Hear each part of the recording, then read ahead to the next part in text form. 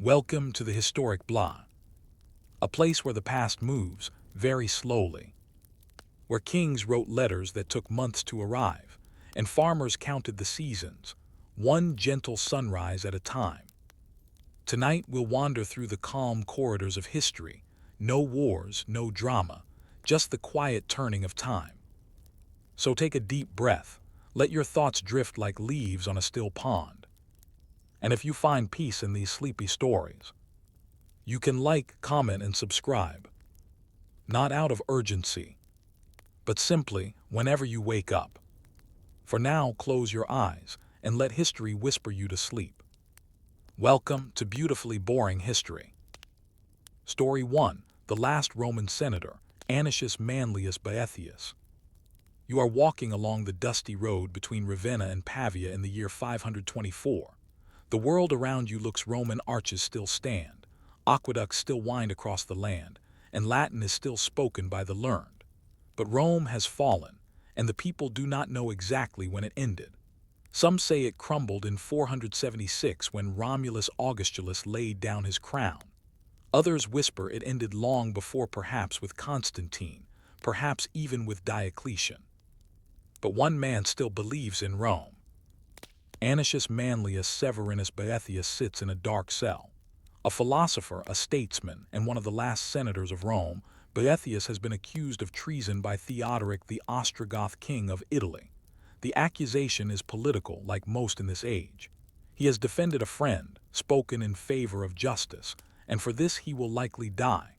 But before he does, he writes. And what he writes becomes one of the most copied books of the Middle Ages, The Consolation of Philosophy. Let's begin with Boethius himself. Born around 480 in Rome or its ruins, Boethius was from an ancient senatorial family.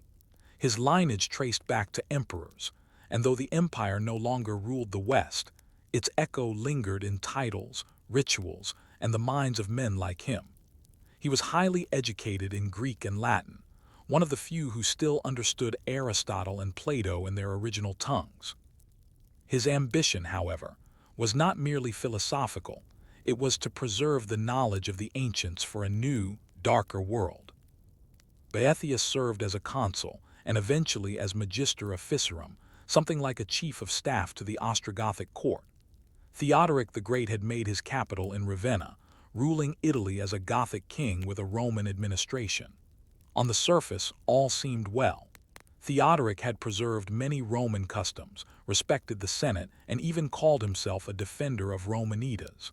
But beneath this veneer, tensions brewed: ethnic, religious, and political. Boethius, a Nicene Christian, found himself increasingly at odds with the Arian Goths. It was not just theological, it was cultural. Roman senators looked down on the barbarian court, even as they served in it.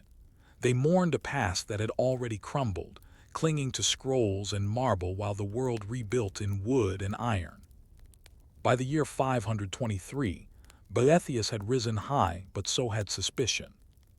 He intervened in a case where a fellow senator was accused of treason for correspondence with the Eastern Roman Empire in Constantinople. Boethius defended him passionately, perhaps too passionately.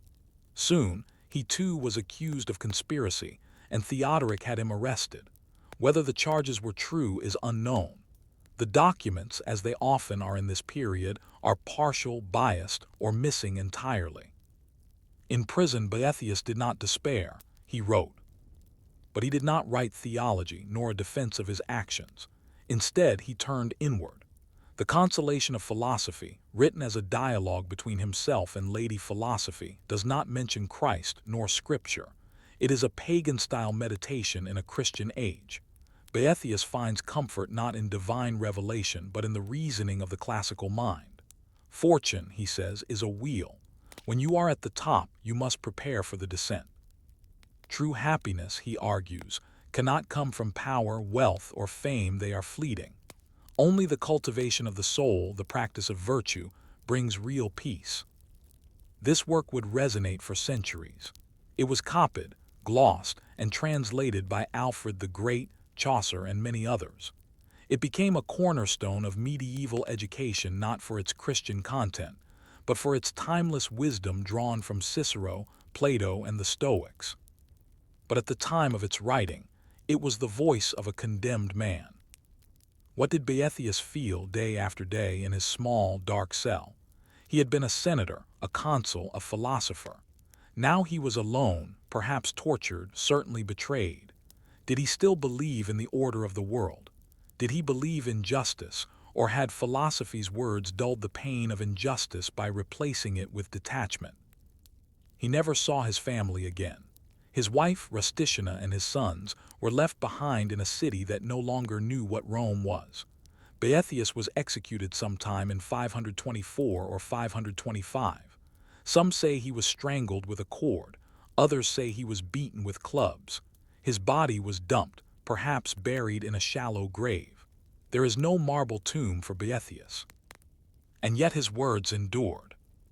The world that followed would be one of monasteries, feudal manors, and warlords. But in quiet corners of scriptoria, monks copied his dialogues, line by candlelight. They did not always understand the full meaning of his words. Sometimes they changed them, but they preserved them because something in Boethius, quiet strength, his insistence on reason in a chaotic world mattered. This was a time when survival often depended on allegiance, not ideas. Yet here was a man who chose to die for an ideal, not a martyr for religion, but for truth as he understood it. And in this forgotten century, when the lines between Rome and the Middle Ages blurred, Boethius stood as a bridge.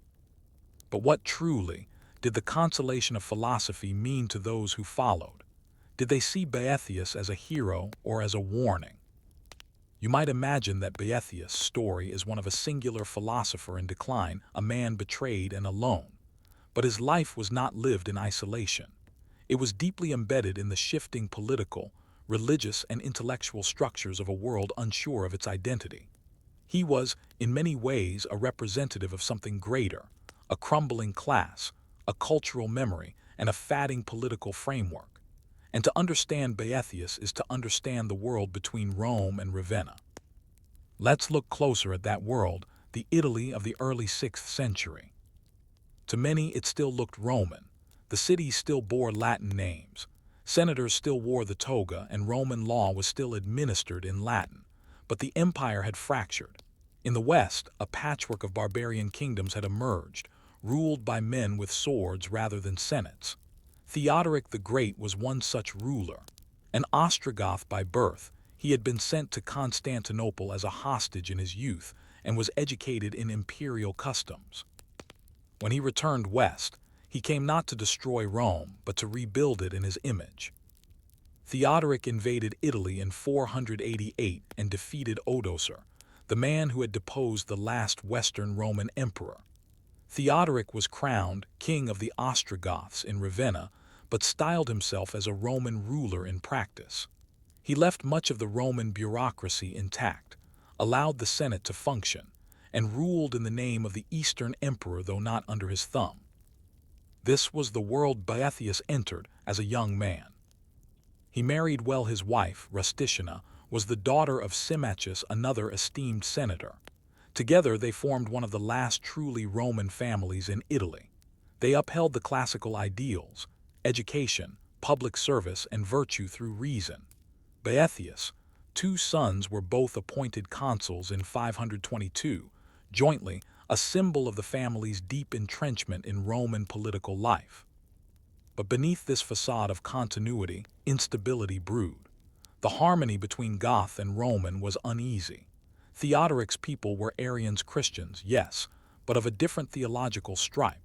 They denied the full divinity of Christ, a belief condemned as heresy by Nicene Christians like Boethius. Although Theodoric had initially tolerated religious diversity, tensions increased when his position became more precarious. The growing power of Constantinople was a particular concern. Emperor Justin I, a firm supporter of orthodoxy, began suppressing Arianism in the East. Theodoric feared similar repression in the West. Letters were intercepted. Suspicions grew. The Gothic court began to view Roman senators with distrust as potential agents of Eastern imperial interference. Boethius, eloquent and influential, became an obvious target. It's important to remember that in this time, there were no police investigations, no trials with evidence and defense lawyers. Political accusations were often fatal, and justice, if one could call it, that was determined not by facts, but by loyalty and fear. Boethius' arrest marked a turning point. Theodoric had tolerated Roman elites so long as they remained useful. But now, with imperial pressure rising and paranoia festering, he struck out against those who reminded him too much of the old order. Still, Boethius' imprisonment raises many questions. Why, in such dire circumstances, did he not write a passionate defense? Why did he avoid naming Theodoric at all in the consolation of philosophy? Some have speculated that Boethius believed that speaking out would do no good, that he had already been condemned in spirit, if not yet in body. Others suggest that his philosophical training had prepared him to look inward rather than outward in crisis. His dialogue with Lady Philosophy is remarkable for its silence on politics. Instead, it centers on cosmic justice, on the nature of good and evil, and on the idea of divine order. Boethius wrestles with why bad things happen to good people, not in terms of law, but of fate. His comfort, such as it is, comes not from hope for freedom or vindication, but from understanding that suffering is part of the human condition. This stoicism, the idea that the soul must remain untouched by fortune's wheel, was deeply Roman and deeply unmodern. Today, we expect redemption or revenge. Boethius asks for understanding. And then there's Ravenna. The city where Boethius was tried and perhaps executed was no mere provincial town. It had once been the capital of the Western Roman Empire. Its churches still shimmered with golden mosaics, its streets bore Roman names, and its courts conducted business in Latin. But Gothic soldiers guarded the gates. The empire had not fallen, it had mutated. In Ravenna's basilicas, we find some of the last great art of late antiquity.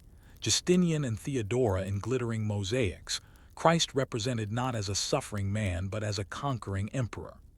These visual cues were part of a broader ideological battle over who would define the soul of Europe, the classical past or the Christian present, the Goths or the Byzantines, the sword or the scroll. Boethius, caught between these worlds, was a casualty of transition. His family, too, suffered. His father-in-law, Symmachus, was executed soon after. His wife and children were left vulnerable, though later records suggest they survived, perhaps protected by the lingering respect for their lineage. His sons never rose again to high office. The senatorial class itself declined in the decades that followed, replaced by bishops and barbarian generals. And yet, in the shadows of this decline, something was preserved.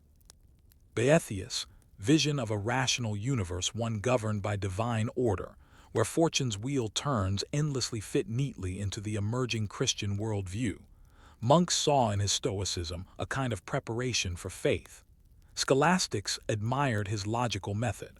Though he quoted Plato, not Paul, his moral universe did not contradict Scripture.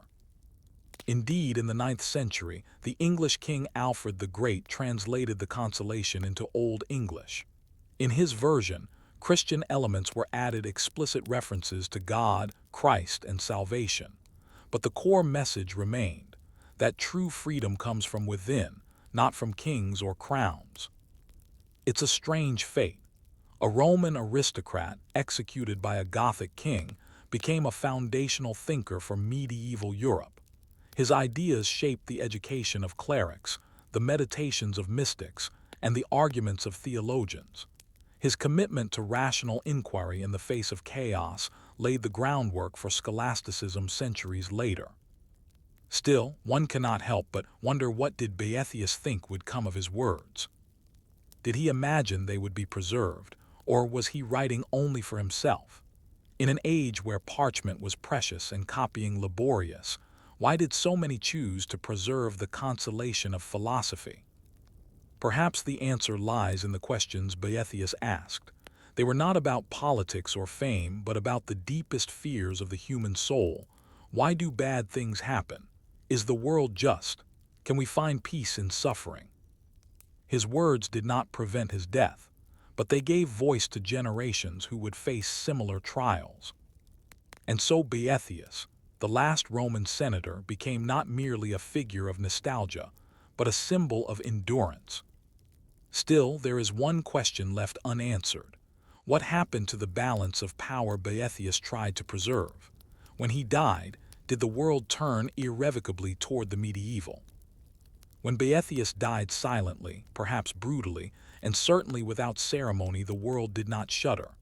There were no riots in the streets of Ravenna, no Senate resolutions, no marble statues raised in his honor. The wheel of fortune had turned, and another philosopher had been crushed beneath it. And yet, paradoxically, that quiet death would echo through centuries.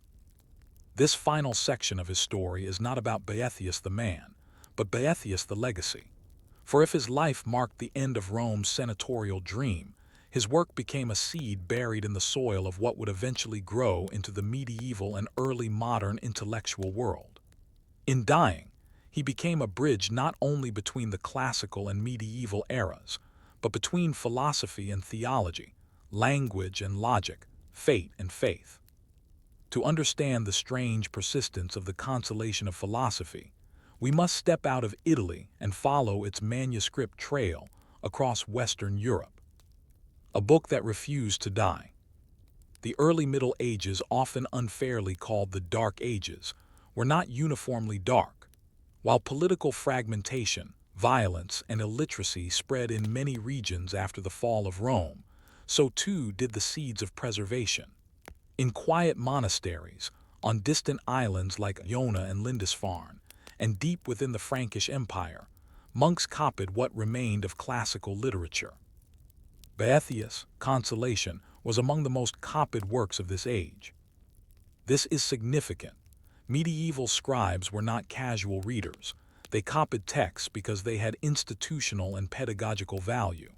The Consolation offered something unique, a moral and philosophical guidebook that did not rely directly on scripture but was not in conflict with Christian doctrine either. It could be taught in monastic schools, read by abbots and scholars, even interpreted through a Christian lens. And it was. By the 9th century, Charlemagne's court scholars were circulating and commenting on the Consolation. Alcuin of York, a leading figure in the Carolingian Renaissance, likely encountered Boethius' writings in the royal court's educational reforms.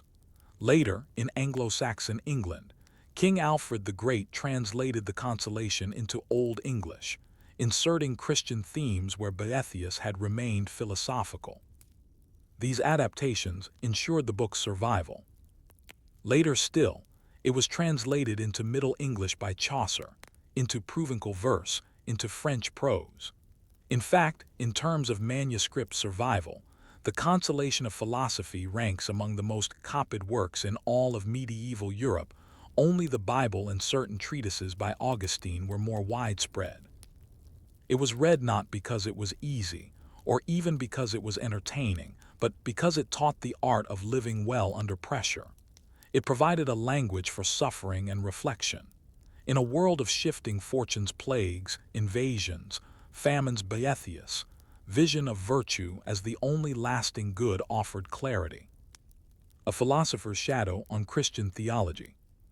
It is curious that Boethius, who made no reference to Christ in his most famous work, became one of the foundational thinkers of Christian medieval thought.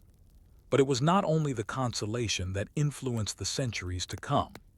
Boethius also wrote commentaries on Aristotle and Porphyry, and treatises on logic that shaped medieval scholasticism. His most significant theological writings, however, were lesser known to the general reader, but vital to theologians. In works such as De Trinitate and Contra Judicium et Nestorium, Boethius attempted to reconcile Greek philosophical logic with Christian doctrine, especially concerning the nature of the Trinity and Christ's dual nature. These writings were used by scholars like Thomas Aquinas and Peter Abelard. For Aquinas, Boethius was a necessary link between ancient philosophy and Christian theology, a Roman philosopher who could speak the language of logic while defending the mysteries of faith. Abelard used Boethius' logical methods to advance arguments about ethics and intention. It is in this use as a methodological ancestor that Boethius' legacy finds strange power. Though his own fate was tragic, his intellectual framework became a foundation. His insistence on reason as a path to truth influenced the entire project of scholasticism, the long, detailed, often mind-numbing attempt to reconcile divine revelation with human logic. One could say that Boethius became the patron of boring theology, the symbol of a dying order. In another sense, Boethius also became a symbol of decline, a melancholic reminder of the grandeur that had once been. To the humanists of the Renaissance, Boethius was the last Roman, the last man to think and write in the mode of antiquity. Petrarch and Boccaccio admired him not just for his prose, but for his dignity in the face of injustice. In their view, Boethius was a martyr not for religion, but for reason. He stood at the end of something. When he died, so too did the senatorial class, the ideal of a Roman state governed by law and reason. Theodoric's court collapsed not long after Boethius' death. Theodoric himself died in 526, just 2 years later. The Gothic kingdom disintegrated, and in 535, Justinian's armies launched the Gothic Wars to reclaim Italy for the Eastern Roman Empire. But this reconquest brought its own destruction: cities devastated, populations displaced, a death toll in the hundreds of thousands. Rome itself would never truly recover. In that sense, Boethius' death was not just symbolic, it was prophetic. The fragile balance he represented between old Rome and the new world was shattered. The relevance of boredom and reflection. Today, the consolation of philosophy is rarely read outside academic circles. It is dense, abstract, and devoid of the dramatic narratives we often associate with historical literature. But its continued relevance lies in its commitment to something deeply human, the effort to find meaning in suffering. Boethius does not rage against injustice. He does not curse the heavens. Instead, he reasons through pain. He accepts that misfortune is a part of life, that power is fleeting, and that only virtue endures. In an age that demands immediate answers, Boethius reminds us that philosophy takes time and that it is not always exciting. In many ways, he is the perfect subject for a history meant to lull you to sleep. His story is not one of battles or betrayals, but of quiet endurance. He teaches us not how to win, but how to lose with grace. Even his most famous metaphor, the Wheel of Fortune, has been used so often that it seems cliché. But in his hands, it was fresh and frightening. Fortune, he writes, does not care for our status. Her wheel turns without reason. To tie our happiness to her favor is to guarantee our misery. It is an ancient lesson, but one worth hearing again. The final reflection. So where does that leave us? Boethius the man was forgotten by many in his own time. His death passed with little mourning. His enemies triumphed, however briefly. The world moved on. But Boethius, the thinker, endured not in monuments or empires, but in minds and manuscripts. His life reminds us that influence is not always measured in fame, nor success in survival. Sometimes, the most lasting power comes from the patient accumulation of thought, the unglamorous labor of the intellect, and the refusal to let despair have the final word. Perhaps that is why, nearly 1,500 years later, you are still hearing his story. And perhaps, if you listen closely, you can hear the quiet voice of Lady Philosophy, asking you not to chase after fortune, but to sit with her and think. What else lies buried in the forgotten centuries, waiting, like Boethius, to be heard again? Story 2, The Plow and the Prayer, Daily Life on a Frankish Farm. You awake before dawn, the air damp with the breath of the earth. Around you, the wooden beams of your small house creak in the morning chill. There is no glass in the window, only a shutter, slightly ajar. The scent of straw, smoke, and dry dung lingers in the air.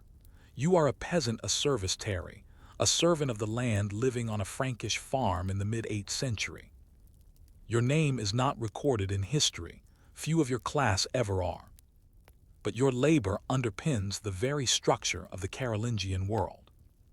This section explores not a king or a war, but the silent machinery of survival daily life on a Frankish manor, that hybrid of Roman estate and Germanic obligation that kept 1,000 small communities alive between Rome and the Renaissance. This is not the history of crowns. It is the history of cabbage, oxen, and obligation. The land and its masters. Let us begin with the land itself. The Frankish countryside was divided into manors, large estates held by lords, abbots, or bishops. These were not farms in the modern sense, but miniature worlds, containing fields, forests, rivers, villages, churches, and people, lots of people. At the top of this rural society sat the dominus, the lord. Often he lived in a slightly larger wooden hall near the church. Sometimes he was an absent noble, living far away and sending stewards to collect dues. Below him were the free peasants ingenui, the semi-free lidi, and the unfree serfs servi, most of whom were legally bound to the land they worked. You are most likely a colonist, a status inherited from the later Roman Empire. You are not a slave exactly, but you are not free either. You cannot leave the manor without permission. You owe your lord labor, goods, and loyalty. In return, you receive the right to use a small plot of land, known as a mansus, to support your family. Your home is a one-room timber hut with wattle and daub walls and a thatched roof. Inside, you, your wife, your children, and your few animals live side by side. A small hearth in the center provides heat and smoke, but no chimney. The fire must never go out. It is difficult to relight. Meals are simple: barley porridge, beans, and black bread. On special occasions, perhaps a little pork or cheese. But mostly, you eat what the land gives you. The rhythm of the year. Time is not measured by clocks. It is measured by bells, those of the church, and by the sun. Your calendar is divided not into months, but into labors, seasonal tasks that cycle endlessly. In spring, you till the soil with a heavy wooden plow, pulled by oxen. If your family is lucky, you own one of your own. More often, you borrow from the village collective and repay the favor with labor. You plant barley and rye, hoping the weather will be kind. Summer brings weeding, haymaking, and repairs to fences.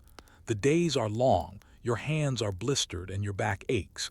You rise before the sun and return after it sets. There is no respite. A single failed harvest can mean hunger. Autumn is the most crucial time. The gressa, the harvest, is a communal effort. You reap with a sickle, gather grain into bundles, and thresh it with a flail. A portion goes to the Lord's granary. The rest must last your family until next year. Winter is a time of mending tools, feeding livestock, and praying. The earth sleeps, and so, to an extent, do you. But hunger sharpens during these months. You chew hard bread.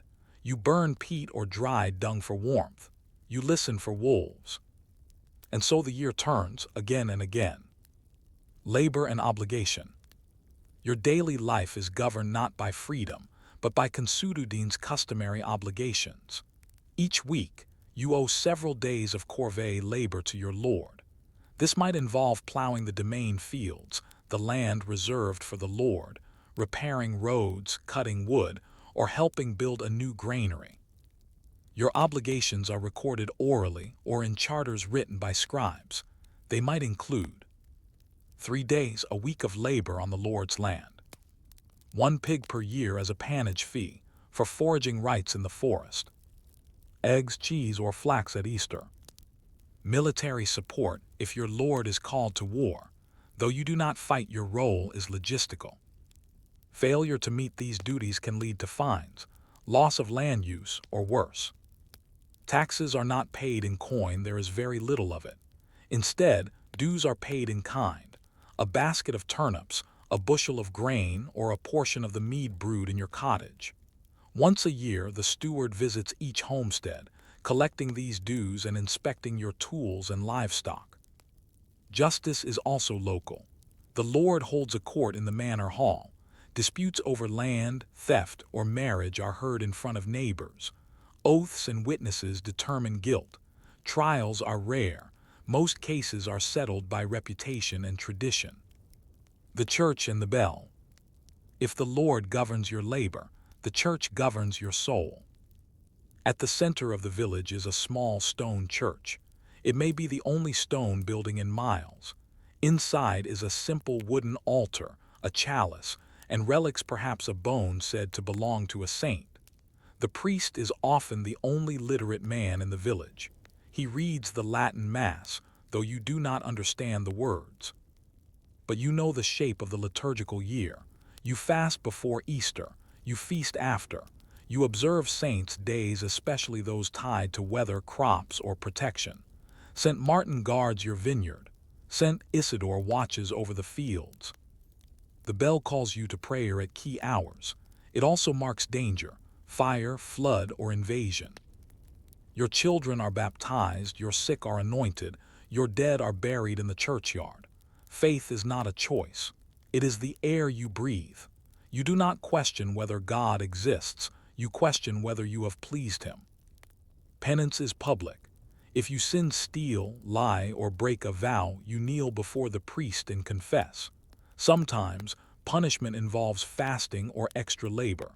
The church reminds you constantly that your suffering on earth is preparation for the next life. Heaven is promised to those who labor humbly. Hell waits for the defiant. Women, children, and invisible work. If you are a woman on the manor, your life is no easier. From dawn to dusk, you spin flax, brew ale, tend chickens, gather herbs, and care for children. You may also help in the fields, especially during harvest. You are expected to be obedient to your husband, faithful in your duties, and pious in your prayers. Marriage is arranged by family or lord. Consent is nominal but expected. Dowries are modest, some linen, a pig, or a small chest. You may bear 10 children, half may survive infancy. Childbirth is dangerous, but midwives and herbal remedies offer some hope. Children begin working early. By age 6 or 7, boys scare crows from fields and girls help with washing and spinning. There is no schooling, unless the monastery nearby offers it, and even then, only boys from wealthier families are accepted. Old age is rare. If you live past 40, you are respected for your endurance, but your body is worn and your work never ends. What is freedom? You hear of men who are liberi homines, free men who own land and owe no labor to a lord. They are rare. More common are men who flee their manors, seeking better treatment elsewhere. The capitularies of the Frankish kings warn against harboring runaway peasants. But what would you do with freedom? The land is all you know. Your ancestors have worked this same soil since the time of the late emperors. Your church, your customs, and your calendar are inherited. To leave would mean starting anew, without protection or status. Besides, the manor offers a strange kind of stability. The obligations are heavy but predictable. The community is close-knit. Everyone knows each other's strengths, weaknesses, and sins. And then there is the fear of wandering, a fear taught to you by stories of bandits, beasts, and soldiers. Travel is dangerous. Hospitality is not always honored. The roads are broken, the woods deep. Better to stay rooted. Still, sometimes in winter by the fire you wonder, is there a life beyond the manor? Could your children one day live free? The dull importance of survival. This story is not filled with battles or betrayals. It is the story of continuity, of growing barley, milking goats, and baking bread. It is not dramatic, but it is vital. Without peasants like you, there is no feudal system, no kings, no armies. You are the silent engine that powers the age. And yet, for all your labor, you remain mostly invisible. No chronicles record your name. No marble monument preserves your likeness. But you endure. You survive the weather, the whims of lords, the burdens of time. and in doing so, you carry the ancient memory of farming from Rome into the Frankish present. In a world that remembers kings and forgets farmers, your life is a testament to something deeper, the unrecorded effort of millions who made survival possible. But if the peasant labored endlessly, did they dream? Did they imagine change? Imagine the landscape again, not from ground level but from a higher vantage point. From here, the Frankish manor looks like a jigsaw of open fields, clustered houses, and tiny churches. It is not enclosed. The idea of hedged property or clear land ownership is still centuries away. Instead, fields are worked in strips long, narrow rectangles shared and rotated between families according to custom.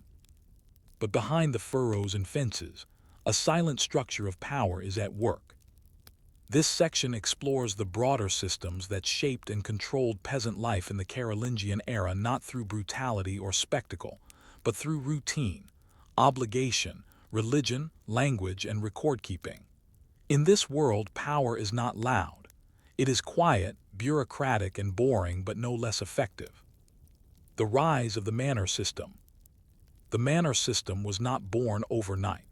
It evolved from the collapse of Roman institutions and the adaptations of Germanic kings.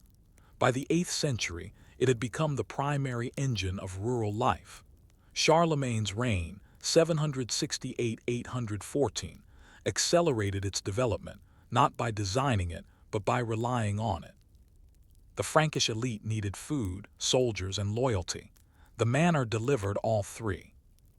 Each manor had its domain land held directly by the lord and worked by peasants as part of their labor dues. This was the estate's economic heart. The rest of the land was divided into tenancies, farmed by peasant families who owed service and rent in kind. These arrangements were often based on oral agreement, passed down generationally.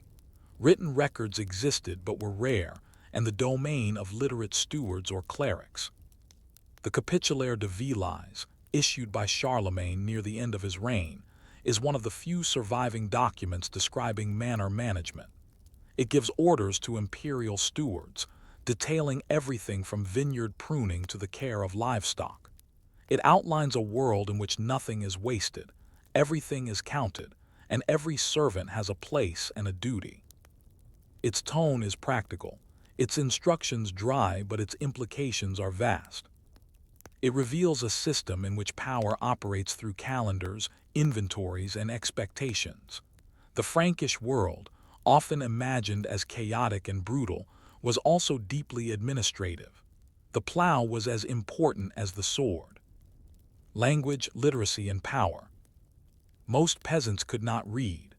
Latin, the language of administration and church, was the preserve of clerics and nobles. The spoken language of the peasantry was a vernacular Frankish dialect, shifting over time toward early forms of Old French or Old High German, depending on the region.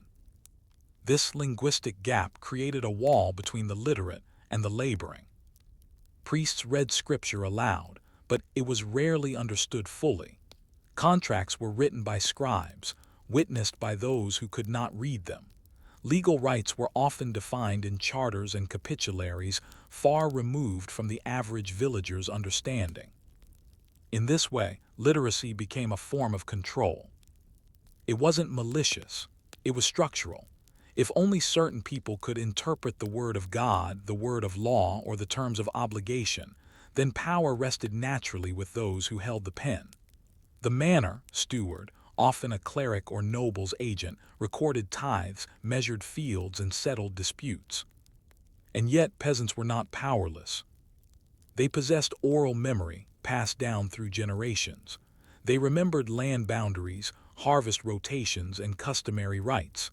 Disputes were often settled not by reference to parchment, but by calling upon elders to testify. Custom, not law, ruled the countryside. Still, the growing role of documentation foreshadowed a shift. Over the centuries, power would increasingly depend on the written word charters, leases, and lists. In this sense, the slow spread of literacy would both empower and entangle future generations of peasants. Tithes and taxes, the economic burden. In addition to their labor dues, peasants were subject to tithes, a tenth of their produce, paid to the church. The tithe was not a uniform institution in the 8th century. It varied by region and was sometimes more symbolic than enforced, but over time it became regularized and expected. This added to an already heavy burden. Labor dues on the Lord's domain. Rents in kind: grain, honey, eggs. Fees for using the mill, the oven, or the wine press. Tithes to the church. Occasional gifts or hospitality taxes when nobles or bishops passed through. None of these were standardized. One manor might demand 3 pigs a year, another only 1. A mill might be communal in one village, monopolized in another. Justice was uneven, yet remarkably the system endured. Why? Because in part it worked just enough to sustain itself. Most peasants survived, raised families, and passed on land, if not ownership, then at least use. The manor was not a prison, but a closed economy. It offered security, predictability, and community in a world where famine, invasion, and plague were never far away. And there were small mercies. If a harvest failed, a good lord might reduce dues. Monasteries often gave alms to the poor during holy seasons. Famine relief, though limited, did exist. Charity was both spiritual duty and social glue. The church is both comfort and control. The church played a dual role, pastoral and political. On one hand, the village priest baptized children, blessed marriages, and buried the dead. He was a spiritual shepherd. On the other hand, he was often a landholder, managing the church's fields, collecting tithes, and participating in manor courts. Some parishes were attached to monasteries or bishoprics, which held vast tracts of land and peasants. Thus, the church was embedded in the machinery of rural life. Mass punctuated the week. Saints' days punctuated the year. Confession and penance shaped moral behavior, but sermons could also reinforce obedience to God, to the Lord, to the existing order. Priests often warned against sin, but also against rebellion. To disobey one's Lord was to risk both punishment and damnation. Still, for many peasants, the church offered real hope. Monks prayed for their souls. Pilgrimage paths crisscrossed the countryside. Relics were believed to heal the sick, protect crops, and ward off disease. Religious festivals were moments of joy, rest, and communal bonding. In a harsh world, faith was not a luxury, it was a necessity. Community and custom. Peasant life was not solitary. Villages were tight-knit communities. Families cooperated in planting, harvesting, and building. Communal grazing lands and forests were managed by collective agreement. Festivities, marriages, saints' days, harvest festivals brought music, dancing, and shared meals. Oral tradition preserved history, customs, and values. Elders were respected not just for their age, but for their memory. Children were raised communally, often disciplined by multiple households. Conflict was inevitable, but so too was cooperation. Solidarity was survival. Disputes over land boundaries, stolen tools, or insulted honor might be brought before the manor court. Their justice was both personal and performative. The lord or his steward would listen, demand oaths, and issue rulings. Fines were common. Shame was often punishment enough. Sometimes conflict was resolved through rituals, a public apology, a symbolic payment, a shared drink. These customs created a rhythm of accountability within the community. And in times of crisis, fire, famine, or invasion, the village closed ranks. Men stood guard. Women gathered stores. Prayers were said together. Inheritance and generational memory. Land use passed from father to son, mother to daughter, but there were no formal deeds. Inheritance was customary, shaped by local expectations and the approval of the Lord. A son might receive the same strips his father once plowed, provided he honored the manor's dues. Widows were often allowed to hold land in their own name, particularly if their sons were still minors. Marriages were sometimes arranged to consolidate land use or repair family alliances. Through it all, the memory of generations lingered. Old boundary stones marked where one strip ended and another began. Stories were told of great harvests, bitter winters, or times of war. Children learned which herbs to pick, which fields flooded, which trees bore the sweetest fruit. This generational memory was not written, but it was deep. It connected people to place. It preserved wisdom, and it ensured a degree of continuity in a world where kings came and went, but the barley still needed sowing. The question of change. And yet, even this seemingly static system was slowly changing. Charlemagne's reign brought increased administrative control. More records were kept. More officials traveled the countryside. Monasteries expanded, draining marshes, clearing forests, and organizing new manors. The population began to grow.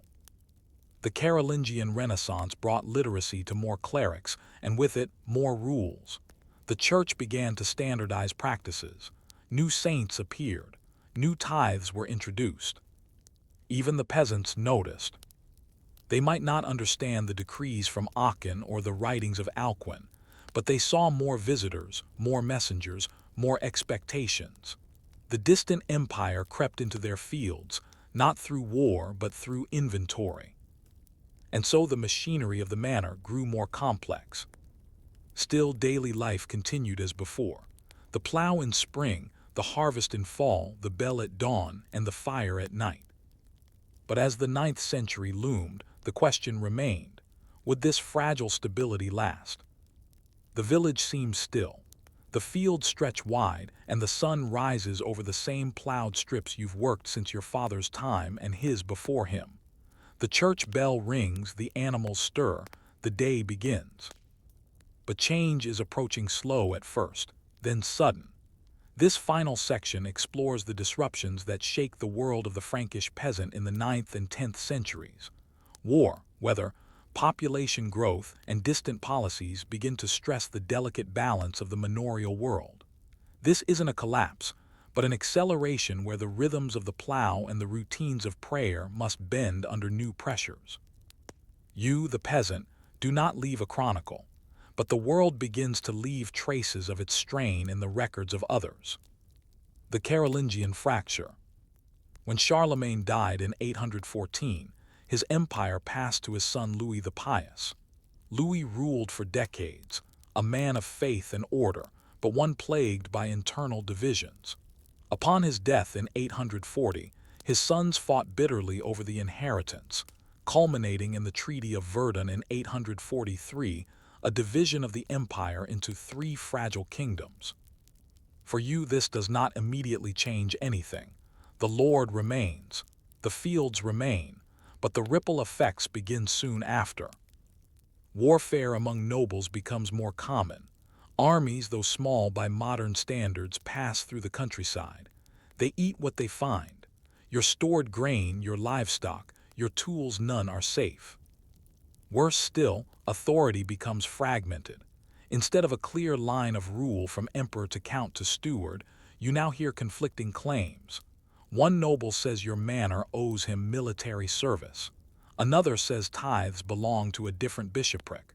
Confusion breeds exploitation. Into this confusion ride new threats. The Viking raids. In the 840s, strange ships begin to appear along rivers and coasts. Long, narrow vessels with carved prows and sailcloth stitched from wool. The Norsemen, called Northmen, or simply Pagani in Latin, strike without warning. First, they come for monasteries. The monks at Lindisfarne, Fulda, and Noirmoutier are among the first to feel the axe. Their libraries burn, their relics stolen, their lands pillaged. But by the 860s, the Vikings are not only raiding, they are overwintering. They build camps, demand tribute, and begin to target inland villages. For peasants along rivers like the Seine, Loire, or Rhine, this is a nightmare. You have no castle to flee to. The manor house is wooden. The village has no walls. If your lord has armed men, they are few and poorly organized. Sometimes the noble flees before you can. You hide in the woods, bury your grain, pray. The church tells you the Northmen are God's punishment for sin. Perhaps, but mostly they are opportunists exploiting a fractured land. Eventually, some settle and convert, but by then the damage is done. The sense of security, already tenuous, is gone, and with it, the stability of the old manorial model begins to fray. Famine, growth, and pressure. Even when war does not reach your village, hunger might. The early medieval agricultural system is vulnerable. There are no fertilizers, no scientific rotations, and no excess storage. A late frost, a wet spring, or a summer drought can ruin a harvest. With little surplus, starvation is never far behind. In the late 9th century, several such famines occur, often alongside disease. Monks record with horror the sight of emaciated families begging at the gates. Some write that desperate men eat grass, roots, even corpses. These accounts are grim, perhaps exaggerated, but the fear is real. At the same time, paradoxically, the population grows. By 900, Europe is slowly beginning to recover from earlier decline. Forests are cleared, new villages are founded, and demand for land increases. But the old open field system is not well suited for expansion. Lords begin enclosing more domain land, squeezing peasants into smaller plots. Customary obligations grow heavier. In some cases, free peasants sink into servitude. Others flee entirely, joining bands of vagrants, mercenaries, or monks. Mobility increases not because peasants are free, but because the social order cannot hold them. Manors begin to tighten control. New manorial records appear, detailed inventories of holdings, labor dues, and legal obligations. Lords seek to lock in their peasants before they vanish. The village, once managed by custom and memory, becomes a matter of parchment and seal. Castles, lords, and the new feudalism. By the mid-10th century, a new symbol dominates the countryside: the castle. At first, these are wooden fortifications, simple motte-and-bailey structures built on hills or near rivers.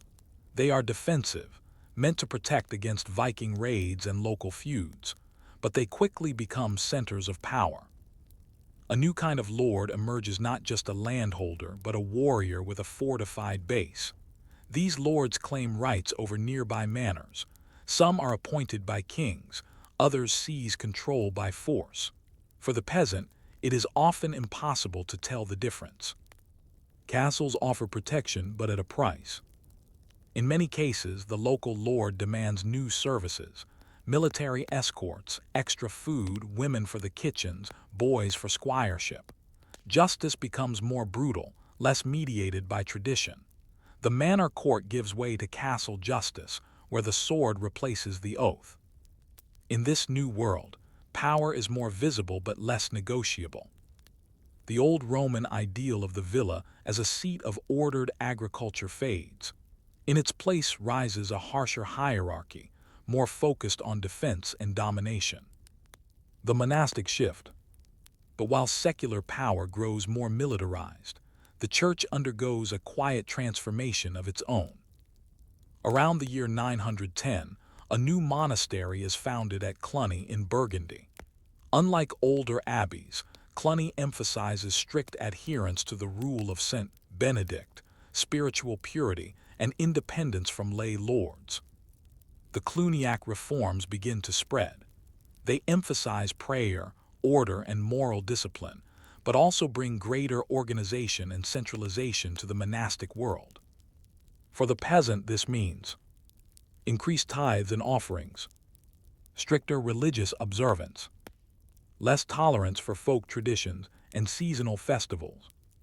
Priests begin to preach more about sin, penance, and the dangers of superstition.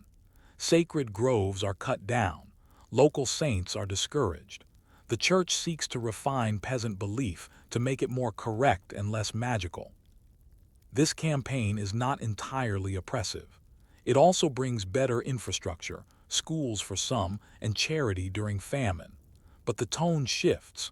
Religion becomes less embedded in local custom and more shaped by outside doctrine. A new spiritual order is rising, one less forgiving of blurred boundaries. Endurance and adaptation. Despite all this, the peasant endures. Villages are rebuilt, fields are replowed, songs are sung again at harvest time. Children learn the rhythm of the land from their parents. The community adapts. Some peasants gain small freedoms through favorable marriage, military service, or legal appeal. Others form communes, collective villages with negotiated rights. In certain regions, new technologies begin to appear. The heavy plow, better suited for northern soil. The three-field system, increasing yields. The watermill, easing grain grinding. These changes are slow, uneven, and mostly unnoticed by kings and chroniclers. But they matter. They mark the beginning of a shift, a move toward a more productive and complex rural society. Still, the manor as an institution survives. It bends but does not break. Even as power becomes more militarized and faith more centralized, the manor remains the basic unit of life for most people. Your story continues. Final reflection. The Frankish peasant, though rarely mentioned in chronicles, is the backbone of early medieval Europe. His and her labor fed armies, filled churches, and underwrote the authority of kings. Their silence is not absence, it is endurance.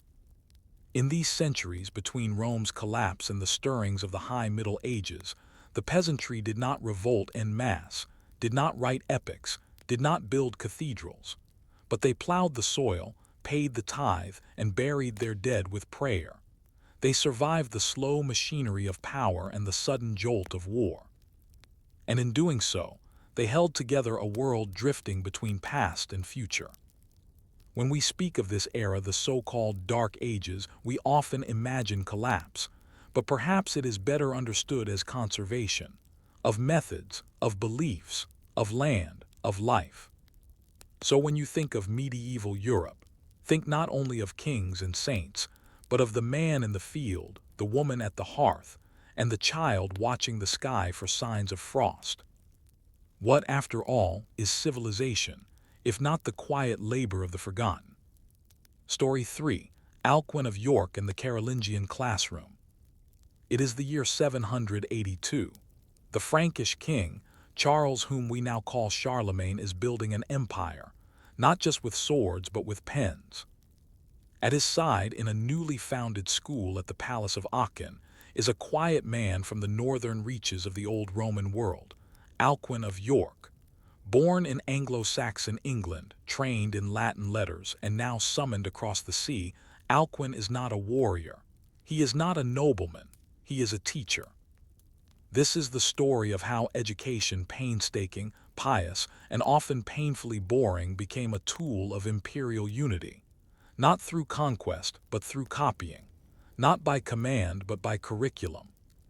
To understand Alcuin's importance, we must start with what he found broken and what he tried to rebuild. Learning after the fall. After the fall of the Western Roman Empire in the 5th century, formal education across much of Europe fell into steep decline. Schools that once trained rhetoricians, grammarians, and administrators shut their doors. Teachers disappeared. Latin fragmented into regional dialects. The elite learned to fight, not to write. By the early 8th century, literacy was mostly confined to monasteries. Monks preserved ancient texts, copying them by hand in dark scriptoria, but often without fully understanding them. Grammar was poorly taught. Manuscripts were riddled with errors.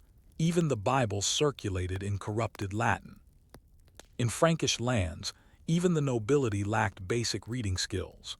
The clergy, responsible for guiding the faithful, were often ill-prepared. Charlemagne, ambitious and practical, recognized the danger in this ignorance. He sought not only to conquer but to reform. His empire needed bishops who could preach correctly, scribes who could write clearly, and officials who could understand law. And for that, he needed teachers. Enter Alcuin. Alcuin's early life. Alcuin was born around 735 in Northumbria, a kingdom in what is now northern England. It was a cold and violent place, but also a hub of early Christian learning. The monastery at York housed a renowned library and a flourishing school.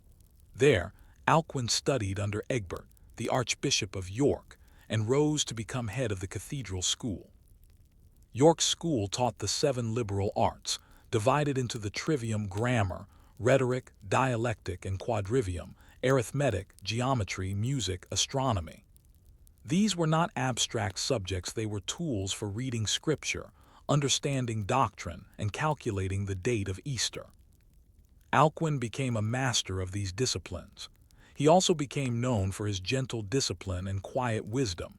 He wrote poetry, compiled saints' lives, and corrected biblical texts. In 781, on a diplomatic trip to Italy, Alcuin met Charlemagne. The king, impressed by his erudition, invited him to join his court. Alcuin hesitated. He was a monk, after all, not a courtier, but he accepted, seeing in the invitation a divine calling. He left York, he never returned. The palace school at Aachen. In the court of Charlemagne, Alcuin was given responsibility for the Schola Palatina, the palace school. This was no ordinary classroom. It was attended by the king's children, nobles, and even the emperor himself. Charlemagne, who could speak Latin but never learned to write it, sat among the students. He insisted that his sons be educated in both arms and letters. He wanted a learned clergy, an informed nobility, and a unified script across his domains. Alcuin delivered. He reformed the curriculum, focusing on clarity, precision, and moral instruction. He emphasized grammar to ensure correct understanding of Latin texts, rhetoric to train preachers and legal advocates, dialectic to sharpen theological reasoning, scriptural study to promote orthodoxy. Alcuin taught through dialogue, often using the question and answer format favored by late antique thinkers. He believed education was not merely knowledge transfer, but a path to salvation. He also wrote manuals for other teachers, full of lists, definitions, and model conversations. These texts would form the backbone of medieval education for centuries. The standardization of knowledge. Perhaps Alcuin's most far-reaching contribution was the standardization of Latin. In the 8th century, regional variations of Latin were so divergent that a text written in Gaul might be unintelligible in northern Italy. Alcuin helped develop a clear, uniform Latin style, free from ornament and error. This became known as Carolingian Latin. To support this, he worked with scribes to promote a new script, the Carolingian minuscule. It featured clear letters, spaces between words, and punctuation marks, innovations that made texts easier to read and copy. This script would later influence Renaissance typography and even modern printed letters. In this way, Alcuin's reforms were not just about content, but form. He believed the word deserved clarity. A messy manuscript was not just inconvenient, it was spiritually dangerous. Mistakes in copying scripture could lead to heresy. Ambiguity in law could lead to injustice. Accuracy became a moral obligation. Faith, logic, and discipline. Alcuin's education was religious at its core. To him, grammar and dialectic were not secular tools, they were ways to understand God's order. The universe, like a well-written sentence, followed rules. The liberal arts were disciplines of both the mind and the soul. His favorite image was the ladder of learning, grammar at the base, leading upward toward theology. Students climbed it through patience, repetition, and prayer. He warned against pride and empty display. In one of his letters, he chastised a young scholar who wrote overly ornate poetry.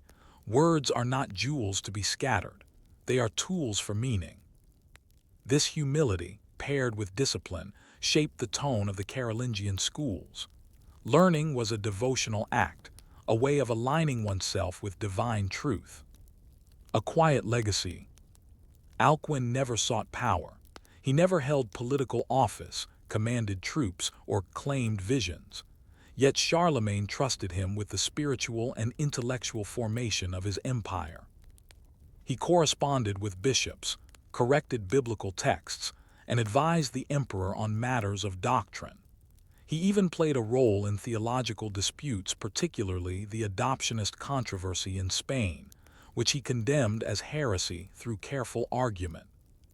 But by 796, Alcuin felt the pull of solitude.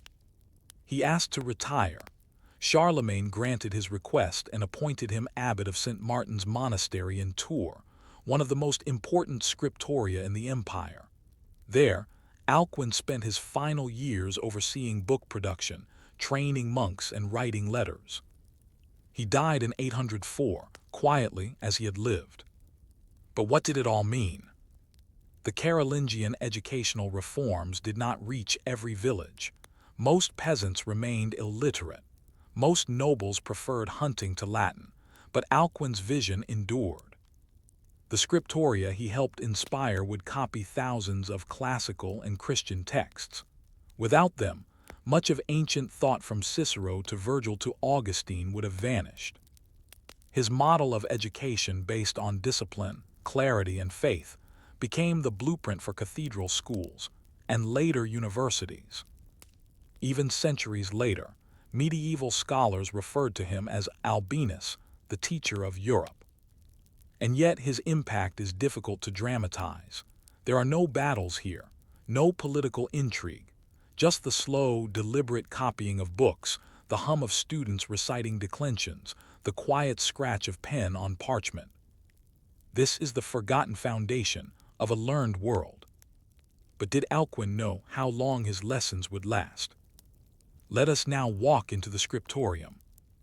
It is dimly lit, the only light coming from narrow slits high in the stone walls. The air smells of vellum and lamp oil. Bent over desks are monks, heads bowed, hands moving in rhythm with the slow scrape of quills. Their task is not fast, and it is never finished. They are copying word by word, line by line, the knowledge of the past for the uncertain future. And this, more than any battlefield or royal proclamation, is where the legacy of Alcuin of York took root. In this section, we turn from Alcuin's life to his influence, not through sermons or monuments, but through the people he taught, the schools he inspired, and the manuscripts that spread across a continent. This is the slow revolution of ideas, shaped by grammar, ink, and silence. The monastery as university. After Alcuin settled at the Abbey of St. Martin of Tours, he set to work building a center of learning and transcription. The monastery was already respected, but under his guidance, it became one of the most productive scriptoria in Carolingian Europe.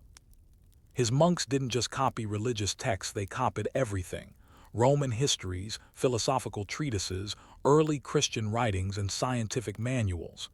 Each manuscript was checked, corrected, and sometimes improved. Spelling was standardized. Sentences were punctuated. Margins were kept clean. What might seem dull, the discipline of formatting a page was, in Alcuin's view, a sacred task. He told his scribes, "Scripta manet, what is written remains." This was more than preservation. It was resurrection.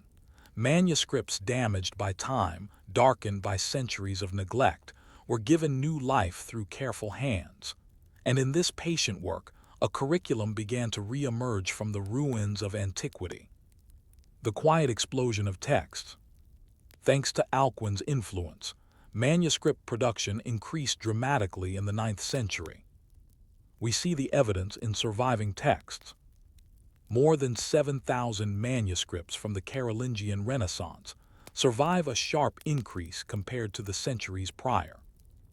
These include full and partial copies of Cicero, Plato through translations, Boethius, Isidore of Seville, and Augustine. The Bible, too, was recopied and standardized, using the Alcuinian recension, a version of the Vulgate that became dominant for centuries. This wasn't about novelty, it was about recovering and refining. Each copy made the ideas of the past slightly more accessible, and each scribe became, in his own quiet way, a servant of the mind. But who were these scribes? They were mostly monks, trained in the trivium grammar, logic, rhetoric, and some in the quadrivium. Their days were long, governed by the rule of St. Benedict: prayer, work, study. They spoke little. Their ears were attuned to Latin hymns, their eyes to tiny letters. Few saw themselves as authors, most were anonymous. But their labor built a library of Europe. Schools multiply. Charlemagne's court school inspired imitation. Soon, cathedral schools began to appear, educational institutions attached to bishops and churches, serving not just monks, but local clergy and sometimes laymen. Alcuin's writings were used as textbooks. His question-and-answer dialogues were memorized. His advice to teachers was copied in administrative handbooks. One of his students, Rabanus Maurus, became abbot of Fulda Abbey and then Archbishop of Mainz. He wrote encyclopedic works that would shape education for centuries. Another student, Rabanus, pupil Walafrid Strabo, helped compile glossaries and commentaries used in theological training. The network of learning expanded outward. In Reims, schoolmasters trained scribes for royal administration. In Lyon, bishops developed libraries and teaching curricula. In Corbie, the fusion of Latin and Frankish culture produced theological poetry. All of these efforts formed what historians now call the Carolingian Renaissance. It was not flashy. There were no great new inventions, but there was stability, clarity, and continuity which, after centuries of fragmentation, was remarkable. And it all began with classrooms. Education for the elite. It is important to note that Alcuin's reforms were never intended to educate the masses. The goal was to educate the elite, the clergy, administrators, and noble sons who would shape the church and the state. In this sense, education was a tool of consolidation. Charlemagne needed priests who could preach correctly, bishops who could enforce orthodoxy, counts who could read royal decrees. The Carolingian world was held together not just by oaths, but by shared instruction. To this end, Alcuin developed letters of educational advice sent to abbots and bishops. He urged discipline, modesty, and theological precision. He warned against idleness and intellectual pride. He also emphasized moral formation.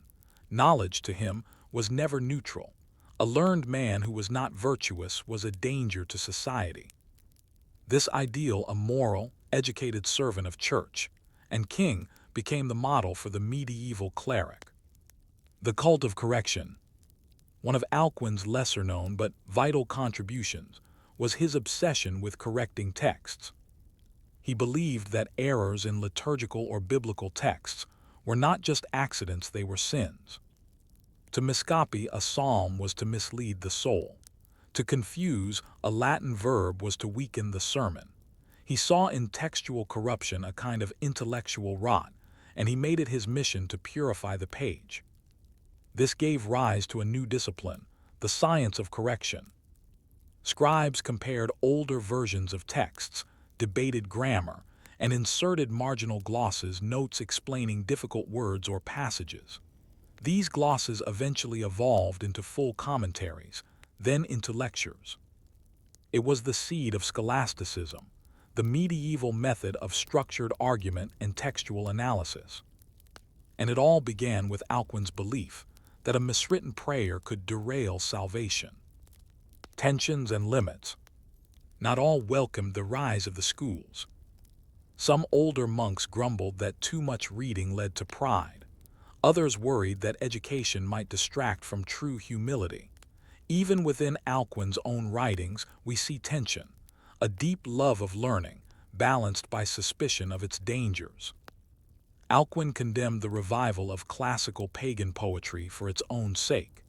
He believed that Virgil and Homer could be studied, but only as pre-Christian foreshadowings, not as independent authorities. In his letters, he discouraged young monks from cleverness. Let your speech be simple, your heart humble, your grammar correct, he advised. To Alcuin, Education was sacred only if it remained submissive to faith. These limits defined Carolingian intellectual life. For centuries, church doctrine would shape the boundaries of inquiry. Still, within those boundaries, knowledge blossomed. Why it matters. Alcuin's world may seem distant, even irrelevant. We live in an age of instant information, printed books, and digital learning. But the foundation he laid, the discipline of the page, the structure of schooling, the commitment to clarity still underlies much of Western education. The very idea that knowledge can be ordered, preserved, and taught systematically owes much to his example. He did not invent literacy, but he rescued it from decay, distraction, and neglect. And he passed it on. Final thoughts. By the time Alcuin died in 804, the Carolingian educational system was still fragile. Political fractures would soon weaken the empire. Viking raids would destroy monasteries and libraries, but the seed had been planted. Books would be saved, students would be trained, and through them the memory of Rome, Jerusalem, and Athens would survive. In the dim scriptorium, the monk dips his quill. Another page is copied, another soul is shaped. But how long can such quiet work withstand the storms to come? You return once more to the scriptorium. A monk, perhaps in his 20s, leans over his desk, muttering softly to himself as he spells out a passage from Gregory the Great. He is copying slowly, not only because of the difficulty of the Latin, but because he knows deep down that what he is doing matters. The words must be exact, the grammar must be clean, the page must be legible to future eyes. He has never met Alcuin of York. Alcuin died a generation ago, far away in Tours. But this monk, like so many others, is Alcuin's student indirectly, quietly, reverently. The school Alcuin built was not a building. It was a way of thinking, a way of saving the past for the sake of the future. In this final section, we explore the long-term legacy of Alcuin's reforms, not just in monasteries or royal courts, but across the slow unfolding of medieval thought. His name is not always remembered, but his influence is everywhere. In the way books were written, students were taught, and ideas were preserved. This is not a legacy of fame, it is a legacy of structure. From Alcuin to the schools of Europe. By the 10th and 11th centuries, Europe was beginning to recover from the fragmentation of the post-Carolingian era. While Viking and Magyar invasions had wreaked havoc on monasteries and markets, the intellectual infrastructure Alcuin helped create proved remarkably resilient. The network of cathedral and monastic schools expanded. These schools did not yet resemble universities, but they laid the foundation. In Chartres, the cathedral school became a center for logic and philosophy. In Lyon, glosses on scripture were copied and circulated widely. In Canterbury, scholars fused Anglo-Saxon learning with Carolingian models. In Reims, teaching masters began offering lectures for both clerics and laymen. Alcuin's educational ideals, clear Latin, rigorous grammar, moral purpose, were adopted and adapted. His textbooks were copied, cited, and reinterpreted for new generations. Even his famous Disputatio Pipini, a dialogue between a teacher and a young prince, was used in schoolrooms to train students in how to ask and answer questions. It modeled not just facts, but inquiry itself. The Carolingian script becomes the medieval standard. One of Alcuin's most tangible contributions, the promotion of Carolingian minuscule, proved more lasting than perhaps even he expected. This script, with its rounded letters and separation between words, was far easier to read than the cramped, angular hands of earlier centuries. It became the dominant script of Western Europe by the 10th century. Even more remarkably, it would later influence the humanist scribes of the Italian Renaissance. Mistaking Carolingian minuscule for the handwriting of ancient Rome, Renaissance scholars used it as the basis for their new classical typography. In other words, The clean, printed letters you're reading now, they owe something to Alcuin's aesthetic sense. What began as a monastic reform became a typographic norm. The alphabet of the modern Western world, in some small part, reflects the quiet taste of a Yorkshire monk. Textual preservation and the Latin canon. Without Alcuin's insistence on correcting and copying, much of classical and patristic literature might have been lost. The Carolingian period saw the preservation of major works by Cicero, including De Officiis and De Amicitia, treatises by Boethius, including the Consolation of Philosophy, writings by Augustine, including City of God and Confessions, Christian poetry by Prudentius and Sedulius, compilations of canon law, theological commentary, and biblical glosses.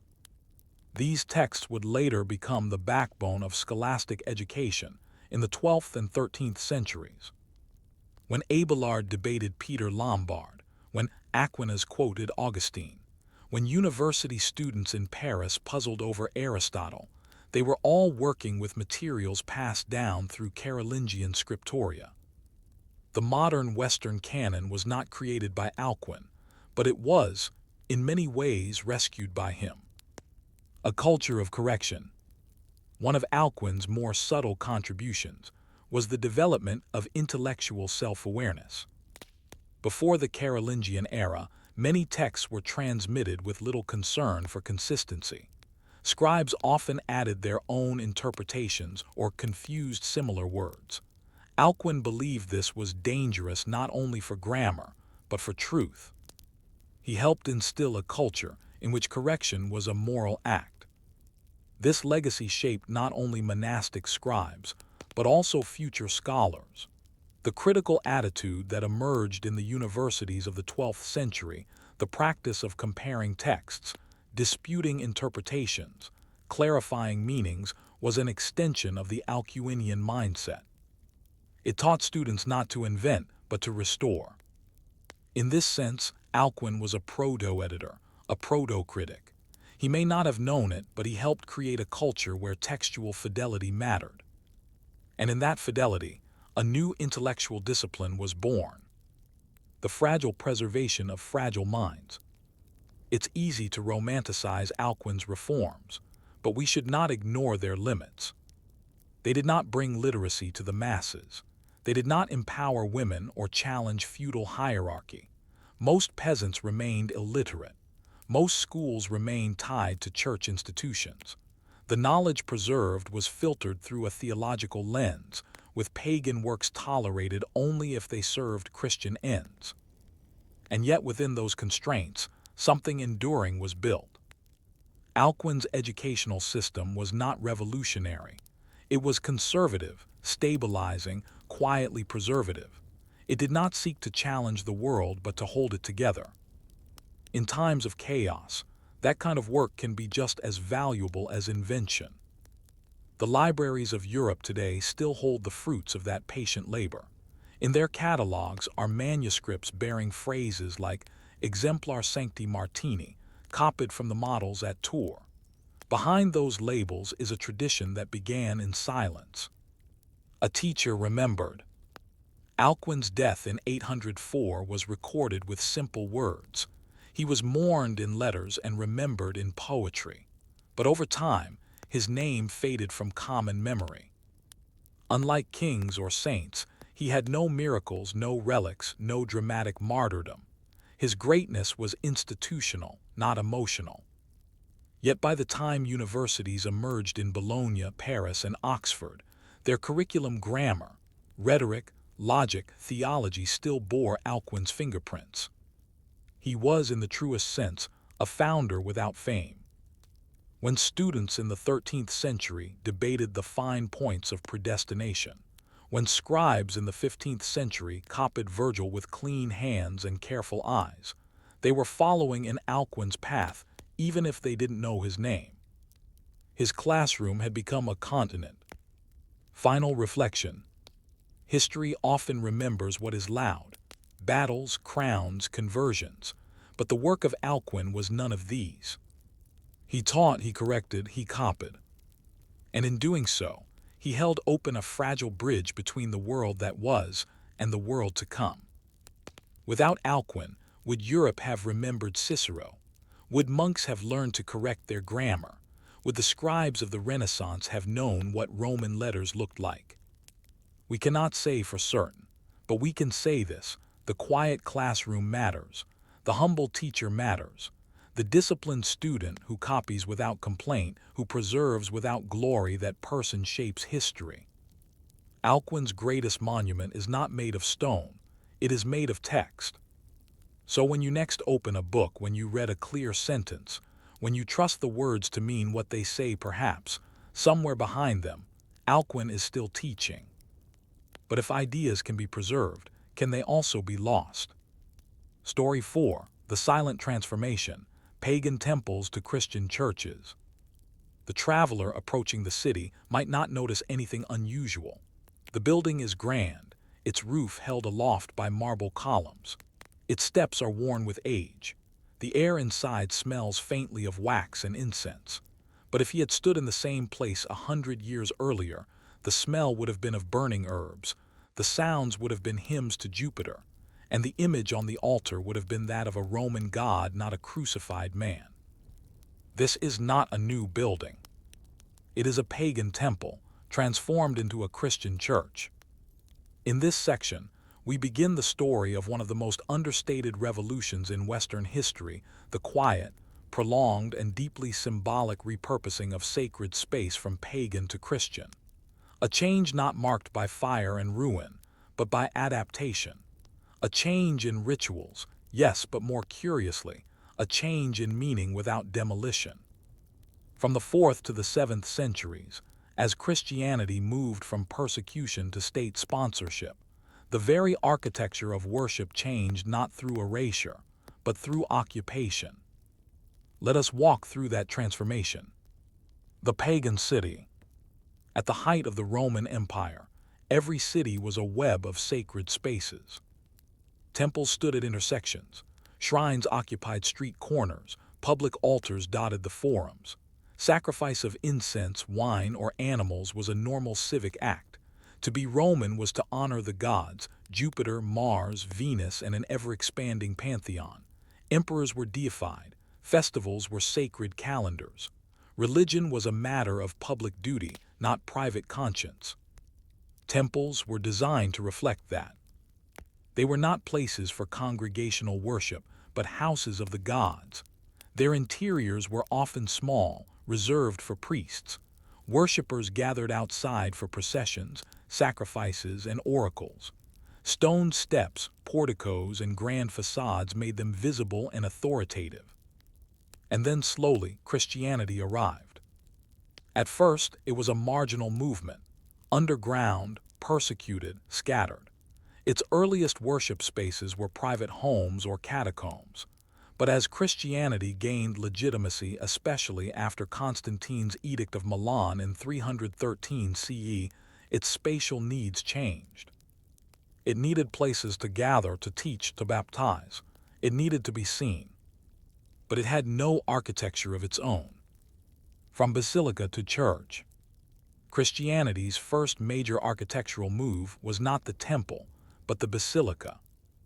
Roman basilicas were public buildings used for law courts, trade, and civic meetings. They featured long central halls, side aisles, and an apse at one end. Crucially, they were not associated with pagan worship. When Constantine began constructing churches, he used the basilica model. The old St. Peter's Basilica in Rome, built in the 320s, was one of the first and largest. It featured a nave for the congregation, aisles for movement, and an altar at the apse. It could accommodate crowds. It faced east. Other Constantinian basilicas followed. St. John Lateran, the Church of the Holy Sepulchre in Jerusalem, and churches in Constantinople, Antioch, and Ravenna. This was the first transformation, the invention of Christian space using non-pagan forms. But what about the pagan temples themselves? They were too sacred to destroy, too central to ignore, and too powerful to leave empty. The gradual conversion. Contrary to popular belief, the Christianization of pagan temples was not swift or uniform. There were no mass demolitions. Few temples were burned. Instead, temples were repurposed, often gradually and sometimes ambiguously. Some were simply abandoned. As imperial funding dried up and pagan rites were restricted, especially under Theodosius I in the 390s, temples fell into disuse. Statues were removed, roofs decayed, and in some cases, locals began using temple stones for other construction. Others were officially converted. By the 5th and 6th centuries, bishops and local officials began transforming old temples into churches. This involved removing the pagan altar, erecting a Christian altar, often in the apse, reorienting the entrance to face east, if possible, adding crosses, icons, and relics, sometimes building a baptistry nearby. In Rome alone, over 20 temples were reused as churches between the 6th and 9th centuries. The Pantheon, a Roman temple dedicated to all gods, was consecrated as a church in 609 CE Sancta Maria ad Martyrs. It remains a church to this day. The symbolism of occupation. These conversions were not just practical, they were symbolic acts. To take a space once sacred to Jupiter or Apollo and dedicate it to Christ or Mary was to declare victory not through destruction, but through supersession. It sent a message. The Christian God was not merely new, he had replaced the old gods in their very homes. And yet the physical space often remained intact. The columns, the pediments, the carved friezes of the pagan past were preserved, even celebrated. Christian inscriptions were carved into pagan marble. Saints were painted over the faded outlines of former deities. This reuse was not always comfortable. Some church leaders objected. In the 5th century, Pope Gregory the Great famously advised missionaries in England not to destroy pagan temples, but to cleanse and rededicate them. Better, he argued, to replace sacrifice with celebration than to alienate converts by tearing down familiar places. In this policy, we see the genius and compromise of Christian expansion. It was flexible, adaptive, and sensitive to memory. Sacred geography rewritten. Beyond the cities, rural temples called paganus, from which we get the word pagan, faced different fates. In many villages, temples were simply abandoned. Christianity spread more slowly in the countryside, often absorbing local traditions rather than replacing them. Sacred groves, springs, and hills retained significance, now rededicated to saints or angels. A spring once sacred to a nymph became a well of St. Bridget. A grove of Mars became a shrine to St. George. The geography of the sacred was remapped, but rarely erased. Old processions became Christian pilgrimages. Feast days of the gods became saints' days. Agricultural festivals were baptized with new meaning. This blending of the old and the new helped Christianity become deeply embedded in place. People did not forget the past, they reframed it. The quiet work of the builders. It is easy to imagine these changes as decrees from bishops and emperors. But in many cases, they were carried out by local artisans, stonemasons, and clergy people with little fanfare, but great patience. The transformation of a temple into a church was often incremental. A cross added here, a statue removed there, a niche rededicated, a door closed, a wall painted, a roof repaired. Sometimes, the same workers who once built altars to Apollo now carved pulpits for preachers. The skills endured even as the faith changed. And so did the architecture. Roman columns supported medieval altars. Pagan capitals bore Christian motifs. Even in centuries when new construction was rare, the act of reuse kept the past alive physically and spiritually. You walk through a church built in the 7th century, and you touch stones laid in the 2nd. History is not layered here, it is interwoven. Final thoughts. This was not a war of bricks and fire. It was a slow conversion of space, a negotiation between old meanings and new messages. The pagan world did not vanish in a day. It lingered in the floorplans of churches, the roots of processions, the names of festivals. But it was gently, steadily redirected. And in that redirection lies one of history's quiet miracles, a civilization that changed not by forgetting, but by transforming memory. The temple became a church, but in its columns and carvings, did it still whisper of the old gods? The temple stands, its stones unchanged, its foundation unmoved. Yet inside the air is different. No more the smell of burnt offerings. No more the oracles or auspices, the entrails of sacrificed animals interpreted beneath the midday sun. Now there are candles, an altar draped in linen, a faint murmur of prayer. A new figure stands where Jupiter once towered, not crowned in thunder, but crowned in thorns. And the people come not as citizens seeking favor from the gods, but as penitents seeking grace from a single God. This section explores the spiritual repurposing of these spaces, how saints replaced gods, how relics substituted idols, and how Christian devotion reimagined the sacred geography of the Roman world. It is not merely a story of buildings, but of beliefs relocated, rituals rewritten, and the emotional architecture of faith resettled in ancient frames. The statue is gone, but the form remains. Imagine entering a Roman temple in the 4th century. You stand before a cella, the inner chamber where a massive statue of a deity sits, perhaps Minerva with her helmet or Apollo with his lyre. You do not go inside. Worship takes place outside at the altar in front under the open sky. Sacrifices are made, incense rises, the priest chants in Latin. Now imagine the same structure 2 centuries later. The cella is now the sanctuary. The altar is inside. The orientation may be reversed facing east, in line with Christian tradition. Where Minerva stood, there is now a reliquary, perhaps holding a saint's bone or fragment of cloth. The ritual is quieter, less bloody. A priest in vestments raises a chalice and speaks of resurrection. But the shape of reverence is oddly familiar. The act of looking up, of processing forward, of bending the knee, it continues. Human gesture outlives the gods. Saints and substitution.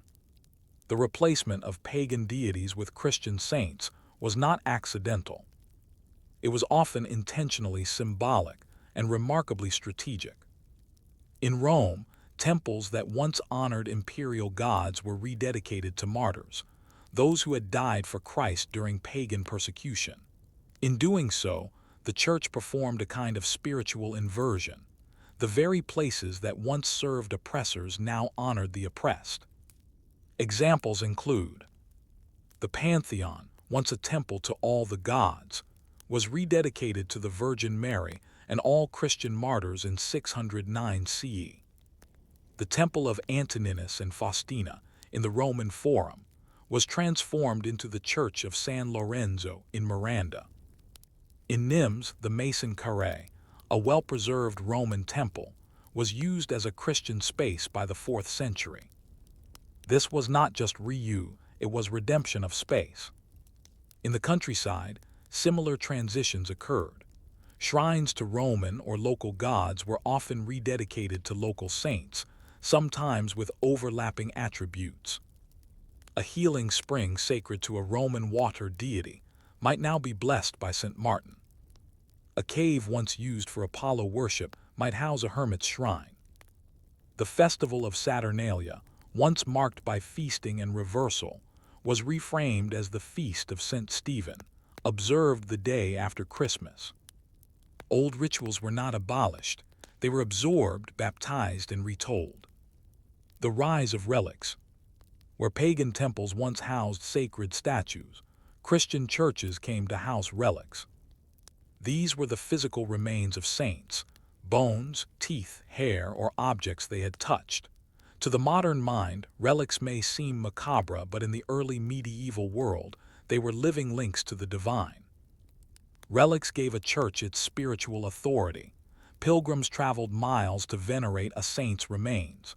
Miracles were attributed to their presence: healings, protections, visions.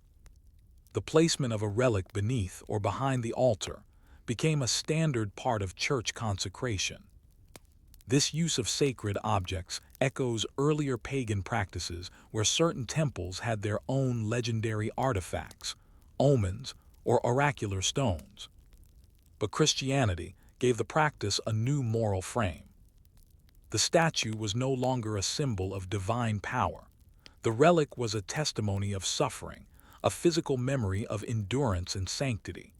The sacred was no longer imagined in stone, but in flesh made holy by death. And so the altar, the space once dedicated to slaughtered animals and pleasing the gods, now became the site of the Eucharist, where Christ's own body was remembered in bread and wine, and where the saints' bones lay beneath, like foundations of the new faith. Architecture of adaptation. It wasn't only the spiritual meaning that changed. The very way buildings were used and organized shifted. Roman temples were designed for exterior spectacle. Early Christian churches, by contrast, prioritized interior participation. Thus, when temples were converted, they had to be adapted. Orientation. Pagan temples often faced south. Christian churches were aligned east-west. Some were rotated, others left as is with symbolic adjustments. Entrances and aisles. Pagan temples had one main entrance. Christian churches needed aisles, ambulatories, and side chapels. New openings were carved. Lighting. Temples were dim and solemn. Churches preferred more natural light. Windows were added where possible. Acoustics. Christian worship involved chant and homily. Sound mattered. Walls were plastered, domes added, designs reshaped for resonance. Decoration. Pagan imagery, gods, mythic creatures, imperial symbols was defaced, plastered over, or reinterpreted. In some cases, figures were left intact but stripped of names. This was not destruction, but selective erasure and creative continuity. A temple's marble floor might be reused, its columns incorporated into the nave. Even old inscriptions were sometimes left in place, as if to remind future generations of what had come before. Resistance and ambiguity. Not everyone welcomed this transformation. Some Christians objected to the use of pagan buildings. In North Africa, St. Augustine warned that newly converted temples could tempt Christians to revert to old superstitions. In Gaul, bishops debated whether Christian sanctuaries built atop pagan sites were spiritually compromised. Paganism itself did not vanish overnight. In the 5th and 6th centuries, local populations continued certain rites, lighting candles at ancient shrines, invoking old gods under Christian names, mixing saints with spirits. Bishops called these practices superstitio and fought them with sermons, penance, and synods. But others, like Pope Gregory I, took a more pragmatic approach. In a famous letter to missionaries in England, circa 601 CE, Gregory advised, "Do not destroy the temples of the English people, but rather cleanse them with holy water and place relics there. Let the people continue to come to their customary shrines, but now to worship the true God." This strategy of appropriation, rather than annihilation, helped Christianity spread not by force, but by familiarity. The emotional landscape of belief. The change from temple to church was more than physical, it was emotional. For centuries, Romans had associated certain places with protection, community, and identity. A local temple was not just a place of prayer, it was the spiritual heart of civic life. To convert it was to risk alienating the people from their past. Christian leaders knew this. So they replaced not just space, but function. Pagan processions became saints' processions, using the same streets. Festivals became feasts. Priests became pastors. Statues became relics. Sacrifice was replaced by sacrament. And through this slow substitution, continuity was crafted. People still gathered, still knelt, still sought intercession. The architecture of worship was refitted to new hope. Final thoughts. In these quiet conversions, we see something rare in history: transformation without destruction, victory without eradication. The church did not erase the pagan past. It inhabited it, redirected it, renamed it. And in doing so, it preserved far more than it destroyed. The temples still stand, some beneath the foundations of cathedrals, others visible to modern tourists, their facades weathered but intact. If you look closely, you can see the joints, where old carvings were shaved smooth, where the altar was shifted, where the god was replaced by a saint. But does the stone remember? When a candle is lit in a church that was once a temple, does it carry with it echoes of both prayers? The stone columns are still cool to the touch. They have stood through emperors and bishops, through prayers to Jupiter and hymns to Christ. Their capitals are carved with acanthus leaves, a motif both pagan and timeless. But if you run your fingers over the walls carefully, you may find something else: traces of old inscriptions, half-effaced Latin names, a faint outline of a thunderbolt or lyre. This is not merely a church, it is a palimpsest. In this final section, we examine what happened after the initial transformation, how these reused temples shaped medieval Christianity, how memory was layered into architecture, and how Europe's sacred spaces carried within them not just the gospel, but the ghosts of the gods. From Rome to Ravenna, from Provence to Constantinople, the temples never truly vanished. They were reborn, not only as structures, but as sites of inherited meaning. Their influence extended far beyond their facades. But what does it mean to live in a faith that built its house in another god's temple? A faith built on ancient foundations. By the 8th and 9th centuries, the transformation of pagan temples into Christian churches was largely complete in most urban centers of the former Roman Empire. But their influence continued. Later medieval church builders, especially in Italy and southern Gaul, often intentionally mimicked the proportions and forms of ancient temples. The use of columns, pediments, and domed ceilings endured, not out of nostalgia, but because the classical model still conveyed permanence and reverence. Builders of the Carolingian Renaissance, inspired by ancient texts and surviving structures, revived classical styles in abbey churches like Lorsch Abbey in Germany, whose gatehouse mimics Roman triumphal arches; Germigny des Prés, built under Theodulf of Orleans, which features a mosaic inspired by Byzantine Christian and Roman forms; Charlemagne's Palatine Chapel at Aachen, which draws heavily on San Vidal in Ravenna, a Byzantine church built on Roman models. In these spaces, the architectural grammar of paganism was respoken in a Christian dialect. And more than bricks were inherited: the continuity of ritual space. Even as churches came to dominate the spiritual life of medieval Europe, the memory of the temples remained embedded in the landscape and in the rituals themselves. Annual processions, for instance, often followed old Roman roots. The litanies of the saints, chanted in outdoor marches, mirrored ancient civic parades. The dedication of churches drew on Roman consecration rituals: incense, sprinkling of holy water, invocation of divine presence. And in rural areas, festivals retained unmistakable echoes of the old gods. Spring celebrations for planting, once offered to Ceres, became rogation days, Christianized appeals for good harvests. Bonfire festivals at solstice times, formerly tied to solar worship, were recast as St. John's Eve. Ancient Roman parentalia, feasts for the dead, were echoed in All Souls' Day. Church leaders continued to wrestle with this overlap.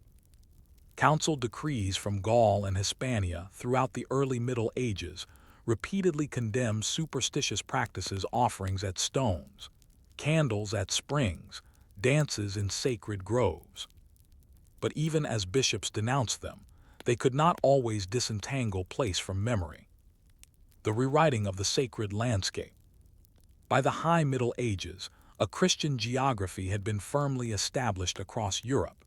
Pagan temples had been turned into churches or built over.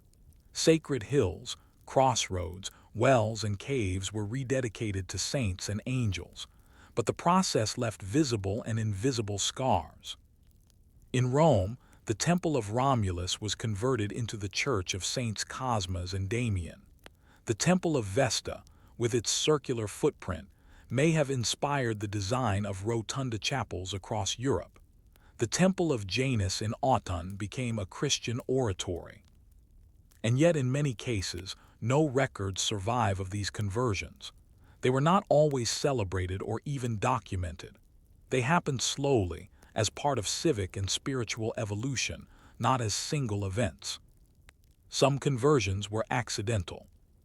A 12th century church might be built over an older foundation, unaware that it once hosted a Roman shrine. Later excavations would reveal votive objects, altars, or fragments of statuary buried beneath the sanctuary. Thus, medieval sacred space was often layered, with meaning built on meaning. You might kneel in a Romanesque chapel and unknowingly rest your hand against a wall first laid in Hadrian's time. Architecture as apologetics. Christian theologians of the early Middle Ages often engaged intellectually with the classical past, not just spiritually. Writers like Isidore of Seville, Bede, and later, Rabanus Maurus compiled knowledge of Roman history and pagan mythology not to celebrate it, but to contain it, to catalog it as a step in salvation history. Churches built from temple remains were sometimes used as proofs of Christianity's triumph, a kind of theological real estate, where every stone testified to the church's endurance. By the 12th century, the use of classical motifs in Gothic and Romanesque churches became more than inheritance, it became argument. The church was not only the spiritual successor to Israel, but also the heir to Rome. In sermons and treatises, preachers reminded listeners that the temples of the false gods had become thrones for the saints. This idea culminated in the papal vision of the church as the new Rome, not just in politics, but in stone. When stones speak. Occasionally, the memory of the pagan past was not just repurposed, but actively integrated into Christian storytelling.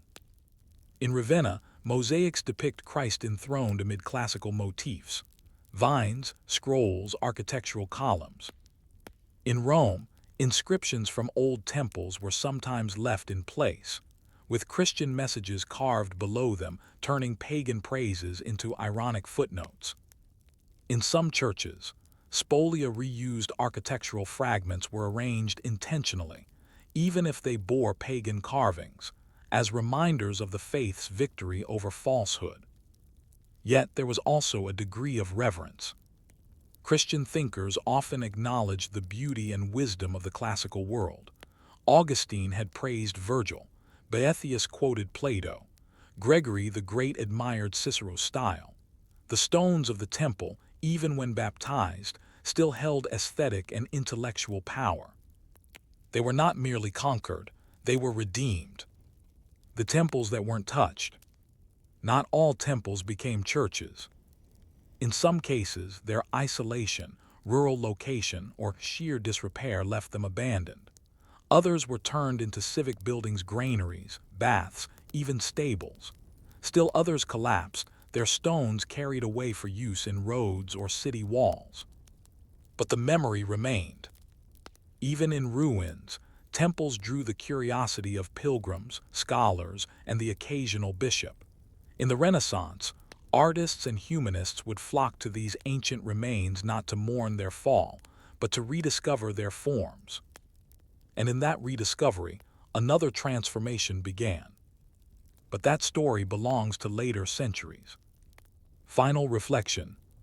From the 4th to the 9th century, hundreds of temples across the former Roman Empire were transformed into churches not by conquest, but by redefinition. The gods were gone, but their houses stood.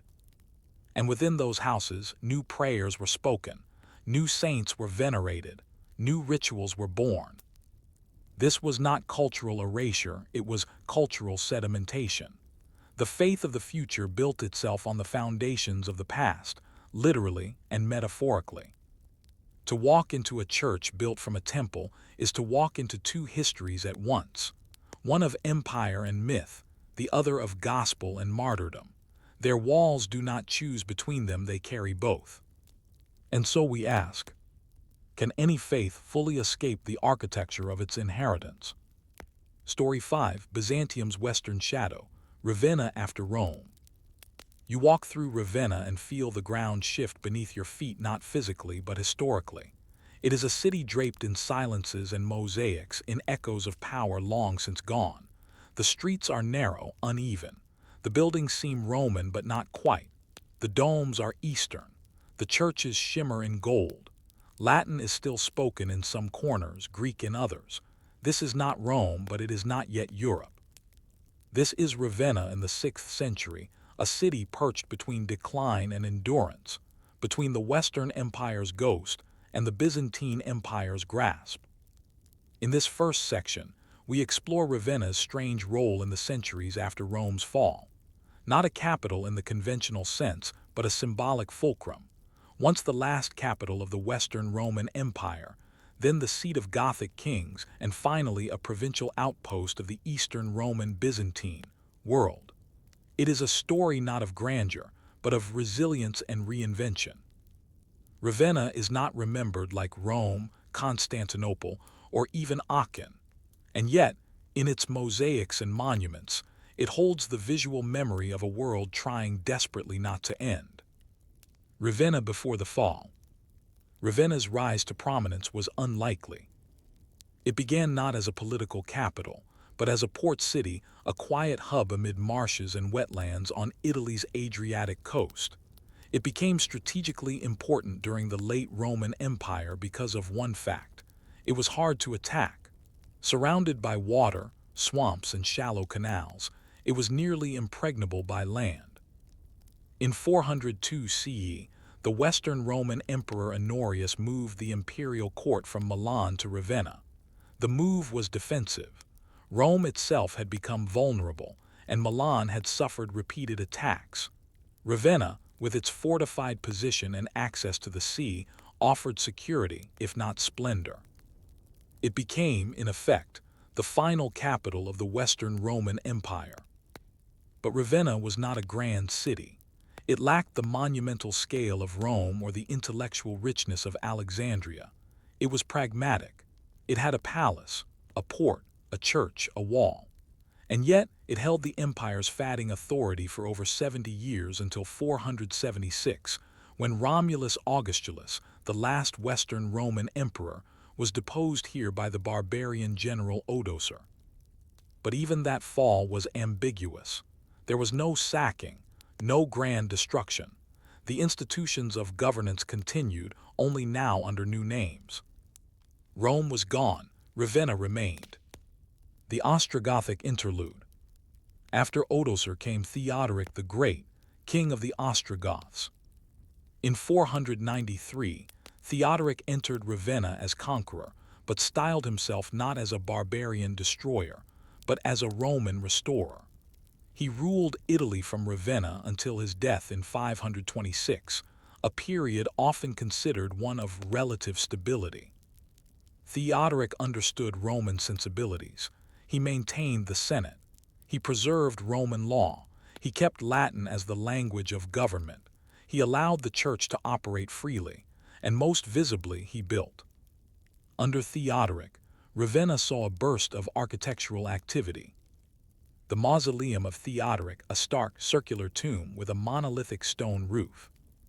The Arian baptistry, decorated with Christ being baptized under the gaze of the Holy Spirit, depicted as a dove. The Basilica of Sant'Apollinare Nuovo, originally dedicated to the Savior and lined with processional mosaics of martyrs and saints. These buildings reflected a strange hybrid, Gothic kingship adorned in Roman forms. But there was tension, too. Theodoric and his court were Arian Christians, a theological position deemed heretical by the Nicene Church. While Theodoric himself was tolerant, the divide created underlying friction between the Gothic elite and the Roman clergy. And beneath that, another fracture loomed between East and West. Justinian's reconquest. In 535, a decade after Theodoric's death, the Eastern Roman Emperor Justinian I launched the Gothic War, a campaign to reclaim Italy and restore imperial unity. Ravenna became a primary objective. The war was brutal and long-lasting, nearly 2 decades. Cities were besieged, populations devastated, economies shattered. But in 540, Belisarius, Justinian's general, took Ravenna. The Gothic leadership collapsed. The Byzantine Empire, the Eastern Roman Empire, now controlled Italy, at least nominally. Justinian had achieved his goal. But what had been gained? Italy was in ruins. Rome had been emptied of population. The old senatorial class was all but extinct, yet Ravenna again survived. Now it was no longer a Western capital. It was the seat of the Exarchate of Ravenna, a kind of governor-generalship under Byzantine control. The city was an outpost of Constantinople, administering imperial law in a distant, unstable West. And again Ravenna built. The mosaics of empire and faith.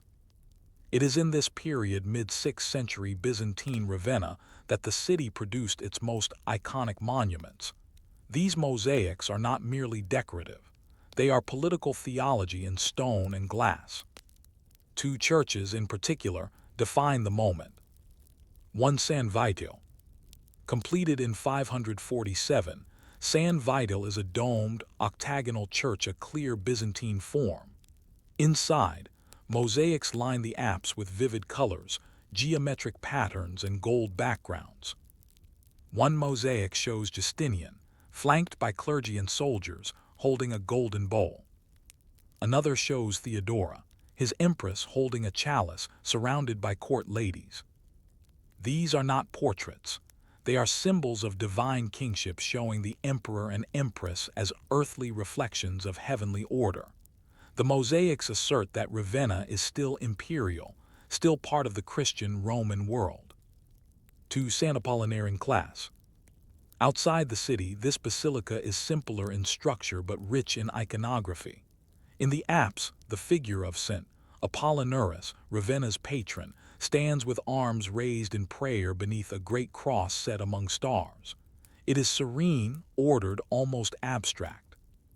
Here, Rome's linear realism gives way to Byzantine symbolism, emphasizing the spiritual over the material. Together, these mosaics proclaim a message. Rome may have fallen, but Rome endures in spirit, in faith, in Ravenna. A city of stillness. And yet, beneath the mosaics and monuments, Ravenna was changing in other ways. Its population declined, its economy slowed, the marshes surrounding it expanded, trade routes shifted. The great roads of the Roman world fell into disrepair. Political power moved south to Naples, then north to Venice and beyond.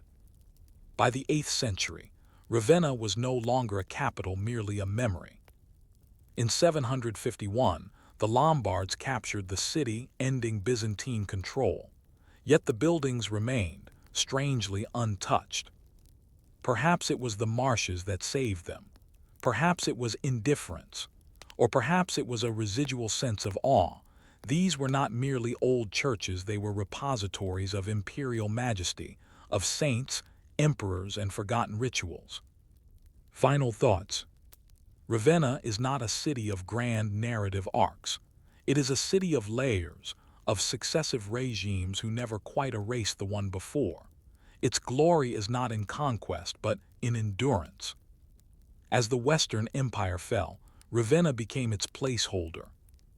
As the Goths ruled, Ravenna became their crown. As Byzantium reclaimed, Ravenna became their chapel. As the Middle Ages crept in, Ravenna became their echo. Few cities capture so perfectly the ambiguity of historical transition, the feeling of standing in 2 worlds at once. But does a city kept intact still live? Or does it become, like its mosaics, a frozen vision, beautiful, yes, but silent? The bells of Ravenna toll softly across the marshes. They do not ring for emperors anymore. No imperial court sits behind marble colonnades. No grand processions fill the streets. And yet, the city continues quietly Byzantine, gently Latin, persistently relevant. A provincial capital of no great military importance, and yet a spiritual and visual stronghold in a world unraveling around it. This section traces Ravenna's role in the centuries after Justinian's reconquest, from Byzantine outpost to Lombard conquest, and eventually to papal stewardship. It is a story of diplomacy, liturgy, shifting loyalties, and the slow fatting of a city that once tried to be all things at once: Roman, Gothic, Eastern, Western, imperial, and holy. In Ravenna, nothing disappears all at once. Power recedes like a tide, and what is left is not ruin but ambiguous continuity. The Exarchate of Ravenna. After Justinian's armies captured Ravenna in 540, the city was made the administrative center of the Exarchate of Italy, established around 584 CE. The Exarch, based in Ravenna, was both a civil governor and military commander. He represented the will of the emperor in Constantinople and was tasked with maintaining Byzantine control over Italy, a task that grew harder with each decade. The reality was this: Byzantium controlled patches of Italy, not a unified territory. Ravenna itself was connected by fragile land corridors and fortified ports. The rest of Italy was increasingly under Lombard rule, Germanic tribes that had migrated into the peninsula in the late 6th century. The Lombards were not pagans.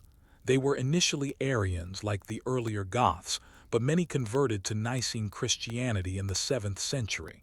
Unlike the Ostrogoths, they did not pretend to be Roman. They brought their own laws, kings, and customs.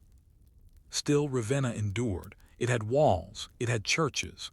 Most of all, it had symbolic weight. To rule Ravenna was to claim connection to the empire, to Constantine, to a vision of order that still carried legitimacy even as real power dwindled. A city of compromise. Daily life in Ravenna during the Exarchate was one of negotiation. The city's elite were Roman in name and language, but increasingly Byzantine in custom. Greek terms entered public life. Imperial officials were often appointed from the East. Ravenna's liturgy began to incorporate Eastern rites and chant patterns. And yet, Latin remained dominant. Local saints like St. Apollinaris and St. Vitalis continued to receive veneration. Bishops in Ravenna claimed a degree of autonomy from Rome. The local church styled itself as semi-independent, often aligning more closely with Constantinople than with the Pope. This created tension with the papacy. Popes in Rome resented both the theological influence of the East and the political meddling of the exarchs. Doctrinal disputes like monothelitism, the belief that Christ had only one will, often placed Rome and Constantinople at odds. Ravenna, caught in the middle, tried to navigate these divides, sometimes leaning east, sometimes west. In 666 CE, the Bishop of Ravenna even declared independence from papal jurisdiction, with the backing of the emperor. This schism was short-lived, but telling. Ravenna wanted to be more than just a provincial see. It wanted to be Rome's equal. Mosaics as messaging. While political authority shifted, Ravenna's mosaics continued to evolve, mirroring its delicate position between empires and faiths. Churches built or renovated during this period often reflect a blending of styles. Greek and Latin inscriptions appear side by side. Iconography includes both classical Roman symbols and abstract Byzantine forms. Christ is depicted not only as a humble teacher, but also as a cosmic ruler, flanked by angels in imperial garb. In the Basilica of St. Apollinaire in Classe, built just outside the city, the apse mosaic shows Christ as a jeweled cross against a golden sky, with Moses and Elijah above, sheep on a green hillside below. It is not narrative, it is cosmic theology rendered in color and glass. These mosaics were not meant to be realistic. They were meant to declare truths about power, divinity, and order. They were also subtle diplomacy. Ravenna's churches were physical arguments for unity in diversity, proof that Roman Christianity and Byzantine Orthodoxy could coexist, even if uneasily. The saints stood where senators once stood. The domes echoed Roman rotundas. The art preached what words could not always say. The Lombards at the gates. By the late 7th century, the Byzantine grip on Italy was slipping fast. The Lombards, under kings like Liutprand, pushed into Byzantine territories, capturing cities in central Italy and threatening Ravenna's supply lines. The exarchate shrank. Imperial reinforcements were slow to arrive if they came at all. Meanwhile, the papacy was growing stronger. Pope Gregory the Great, r. 590–604, had already asserted papal authority by organizing poor relief, negotiating with Lombard leaders, and conducting diplomacy without imperial permission. Later popes continued this trend, positioning themselves as independent shepherds of the Western Church. Ravenna, increasingly isolated, tried to hold its ground. But in 751, the city fell to the Lombards. The last exarch was executed. Byzantine Italy, after 2 centuries, was effectively over. The Eastern Emperor could no longer protect the West, and the papacy, recognizing the shifting tides, turned north toward the Franks. From Byzantium to the Bishop of Rome. After Ravenna's fall, the city passed through various hands: Lombard, Frankish, and eventually papal. Charlemagne, crowned emperor in 800, understood Ravenna's symbolic value. He visited the city and admired its mosaics, which he later used as models for Aachen's Palatine Chapel. He took relics from its churches. He took artisans. He took inspiration. Ravenna was no longer a capital, but it was now a museum of empire. In the 9th century, Pope Leo III reasserted Roman control over Ravenna's church. The archbishopric was reduced in status. The city's independence faded. And yet Ravenna never vanished. Pilgrims still came. The churches still stood. The mosaics still shimmered in the dim candlelight, untouched by fire or reform. The city became a keeper of memory, a place where the lost could still be seen. The survival of the visual. One of Ravenna's most remarkable features is its artistic preservation. Unlike Rome, which saw centuries of architectural recycling, or Constantinople, where iconoclasm swept away imagery, Ravenna's mosaics remained intact. Why? Several reasons. Geography. Isolated by marshes and with little strategic value, the city avoided many of the wars and sackings that ravaged Italy. Decline. Ironically, Ravenna's economic and political stagnation meant less incentive for building over old structures. Veneration. The churches were still holy sites, and their art was respected even when political regimes changed. Thus, when 19th century historians and 20th century restorers returned to Ravenna, they found not ruins, but residues of continuity. Today, visitors to San Vito or Sant'Apollinare in Classe can stand in spaces that have remained largely unchanged for over 1,400 years. Few other places in Europe can say the same. Ravenna's quiet legacy. Ravenna never became a major medieval power. It did not birth a university. It was not central to the Renaissance. It faded gently into regional importance. But its spiritual and aesthetic legacy endured. The Byzantine mosaics influenced later medieval art, especially in Italy and Sicily. The architectural forms of its churches inspired Romanesque builders. Its survival helped shape 19th century understandings of late antiquity as a distinct historical period. It provided a rare visual bridge between Rome and Constantinople, between the classical and the medieval. Ravenna was never central, but it was always in between, and in that liminal space, it held a vision of what might have been. Final thoughts. Ravenna's history is one of thresholds. It stood at the threshold of empire and church, of East and West, of classical and Christian. It never defined the age, but it preserved its tensions. Its mosaics are not declarations of certainty, they are expressions of hope in complexity. To walk its streets is to feel the weight of continuity without dominance, of beauty without power. It is easy to forget Ravenna. It is harder to let it go once seen. But what happens to a city that remembers so much more than it is remembered for? The sun rises gently over the Adriatic, casting long shadows across the faded bricks of Ravenna's basilicas. The mosaics inside still glow just as they did for Theodoric, for Justinian, for Charlemagne. And yet outside, the world has moved on.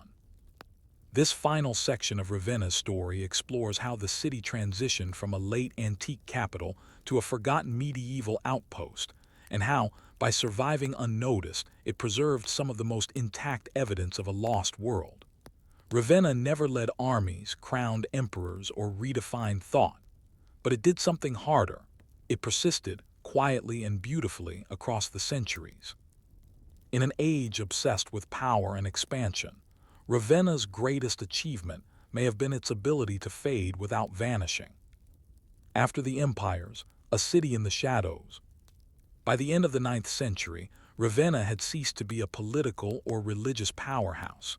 Its archbishop no longer challenged Rome. Its buildings no longer sparkled with new marble. Its marshy surroundings, once a defense, became an obstacle to trade and growth. And yet, it never disappeared. Unlike cities that were razed, rebuilt, or entirely abandoned, Ravenna settled into a kind of half-life, a regional port, a religious center, a curious relic of an earlier age. Several key factors helped sustain its existence. Geography. It retained access to the Adriatic Sea, though the port eventually silted up. Ecclesiastical heritage. Pilgrims still visited the tombs of saints, and monasteries kept spiritual life active. Continuity of architecture. Its churches were never radically rebuilt in the Gothic or Baroque style, which helped preserve their ancient character. But more than infrastructure or wealth, what Ravenna retained was memory. Its buildings whispered of empire. Its churches remembered emperors who had not ruled for 1,000 years. In a Europe that was forgetting Rome, Ravenna preserved its vision. A treasure rediscovered. During the High Middle Ages, Ravenna became a backwater mentioned rarely, known mostly to ecclesiastical chroniclers and a few merchants. The mosaics darkened with soot, the domes leaked, the roads decayed, the city slept. And then it was rediscovered. In the 15th and 16th centuries, Renaissance humanists and artists began to visit Ravenna as part of their broader interest in classical antiquity. But they were surprised by what they found. Not broken ruins, but living relics. Painters like Giovanni Bellini, architects like Leon Battista Alberti, and later travelers like Johann Wolfgang von Goethe all marveled at Ravenna's strangeness. It was Roman, but not like Rome. It was Christian, but not medieval. It was Byzantium in the West. Artists copied its mosaics, scholars debated their meanings, pilgrims returned. Ravenna had not changed. The world had simply caught up to it again. Dante's Refuge. Perhaps the most famous medieval figure associated with Ravenna is Dante Alighieri, the great Italian poet of the Divine Comedy. Exiled from Florence in the early 14th century, Dante found his final home in Ravenna, where he completed his masterwork. He died there in 1321 and was buried at the Basilica of San Francesco. Dante's connection to Ravenna is poetic in itself.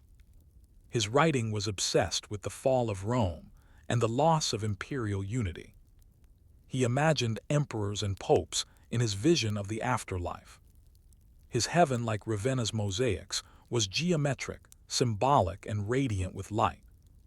The mosaics he saw may have influenced his imagery of celestial order. And so, fittingly, the city that preserved imperial memory became the resting place of the man who memorialized its meaning in verse. Byzantine echoes in a Latin world. As the Renaissance progressed and the Enlightenment dawned, Ravenna slipped into the background again.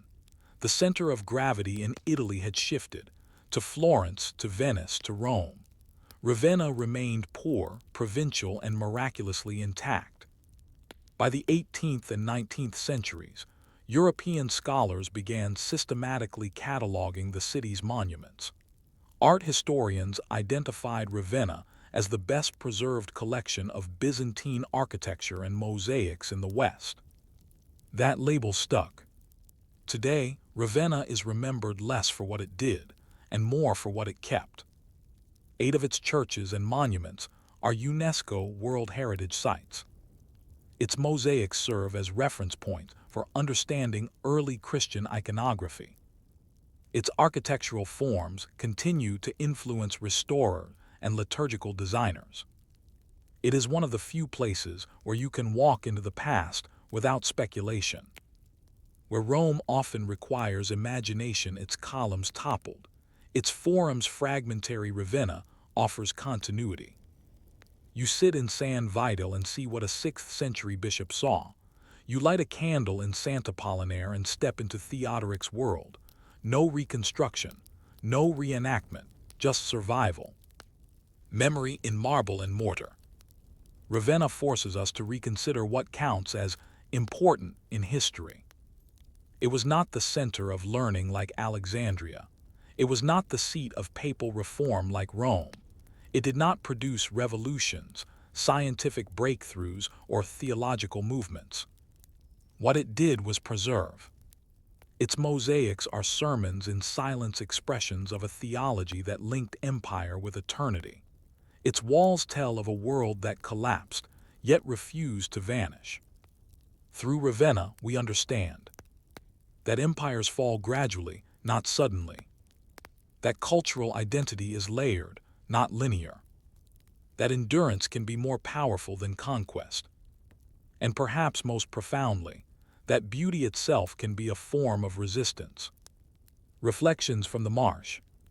Today, Ravenna is a modest Italian city with a population under 200,000. Tourists come to see the mosaics, and then they leave. Locals sip espresso under porticos. Students walk past basilicas on their way to class. But look more closely. The same mosaics that watched over emperors still glimmer behind altar rails. The same baptistries where heretics and saints disputed theology remain intact. The same marshes that shielded the city now host migratory birds, flying over a history they cannot know. Ravenna is not frozen in time. It has simply learned to live with it. Final thought. Ravenna did not conquer, it did not reform, it did not invent. But it did remember. Its endurance reminds us that history is not always written by the loudest, but sometimes by the most patient. The city that once governed emperors and exarchs eventually gave its silence to scholars and seekers. In Ravenna, Byzantium never left. Rome never fully died.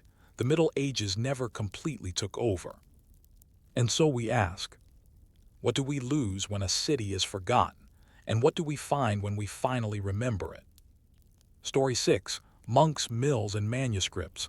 The Benedictine Economy. You wake before the bell, though the bell will ring soon. The air in the stone chamber is cold and still. Your robe is coarse against your skin. It is the 9th hour of night, about 2 a.m., and time for the first prayers of the day. You rise without a word. Silence is your first obedience. You are a monk of the Benedictine order, and this is not your life, it is your rule. This is not a story of saints or miracles.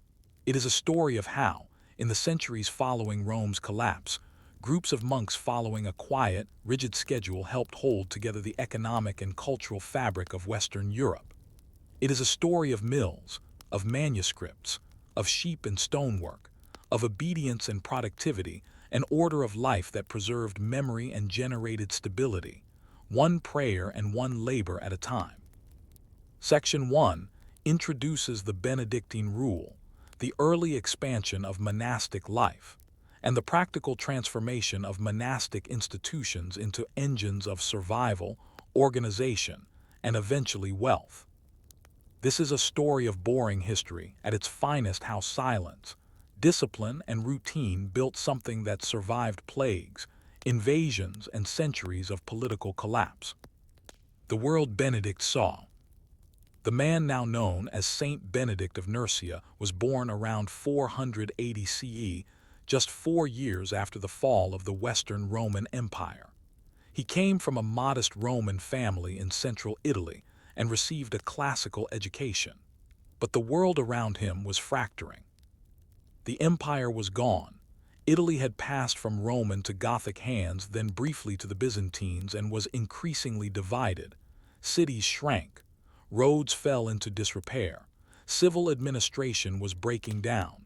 Violence and famine were frequent. Literacy declined. Trust in earthly power was fading.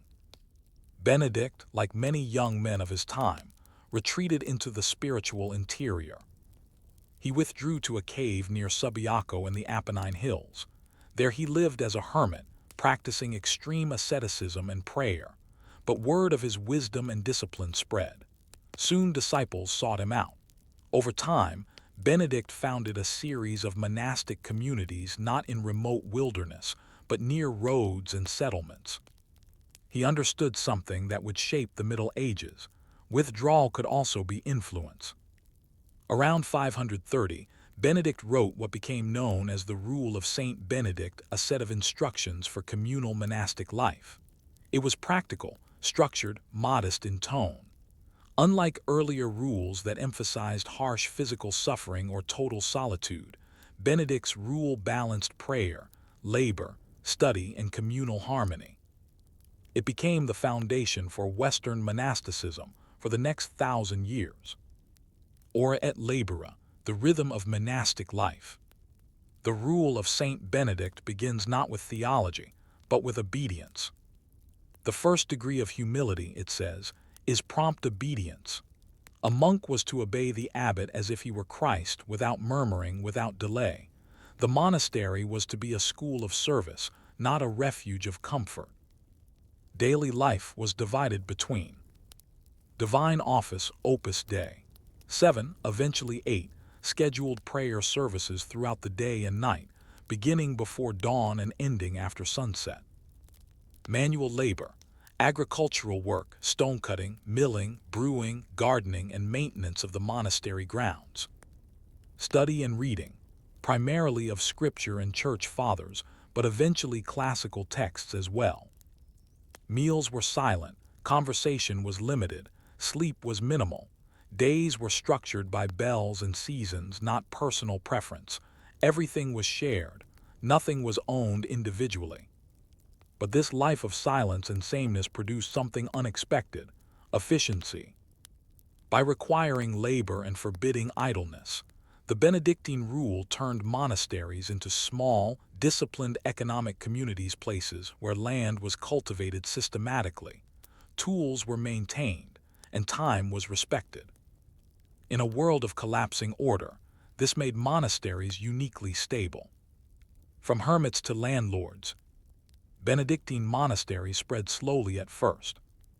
Monte Cassino, the mother house founded by Benedict himself, was destroyed by Lombards in the late 6th century but later rebuilt.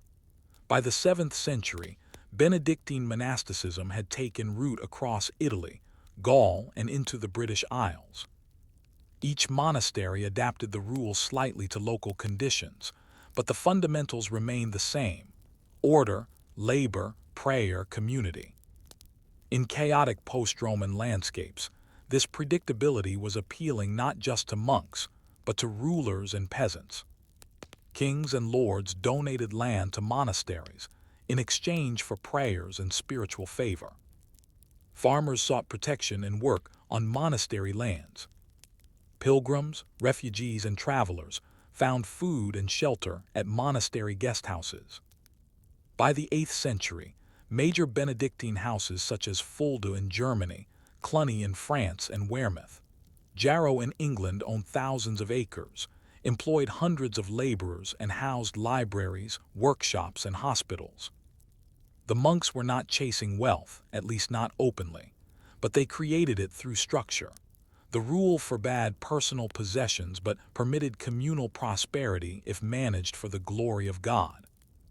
This tension between renunciation and accumulation would become central to the monastic story. A day in the monastery. Imagine, for a moment, the quiet grind of a Benedictine monastery in the 9th century. At 2 a.m., the first bell rings for vigils.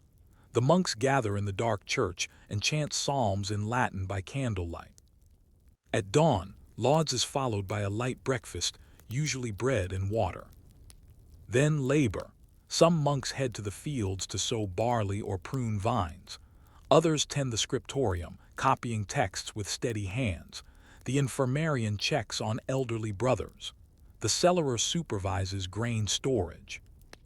At noon, sext is followed by the main meal: vegetables, beans, bread, and perhaps cheese. Meat is rare, mostly for the sick. Silence is kept while a monk reads from scripture. In the afternoon, work resumes. Mending robes, repairing roofs, brewing ale. A few hours of personal reading follow. Evening prayers, vespers close the daylight. The monks eat a small supper, then gather again for Compline, the final office. By nightfall, the monastery is silent. Rest begins until the next bell.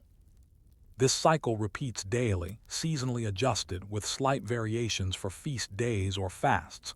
There are no vacations, no innovation, just rhythm. But through this rhythm, monks shaped the land, the calendar, and the very concept of time in medieval Europe. Literacy and learning.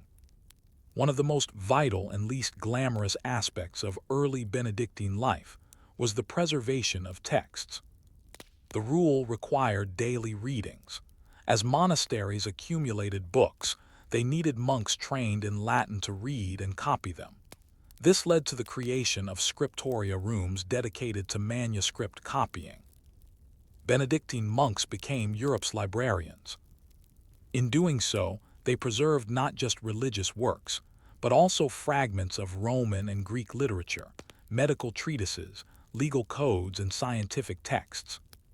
The works of Cicero, Pliny, Virgil, and Boethius survived because someone copied them in a dimly lit scriptorium in the 9th century. Monks invented marginalia notes in the margins to explain, question, or update the text. Illuminators added decoration, turning texts into works of sacred beauty. This was not mass production. A single book could take months to copy. Mistakes were common. Yet over centuries, this quiet effort built the intellectual bedrock of medieval learning. Monasteries became not just farms or prayer houses, but archives of civilization. Final thoughts. By the end of the 9th century, the Benedictine order was more than a religious institution. It was a system, a way to organize time, labor, land, and memory. It offered predictability in a world defined by uncertainty. It modeled discipline without cruelty. It fed the hungry, tended the sick, and prayed for the dead.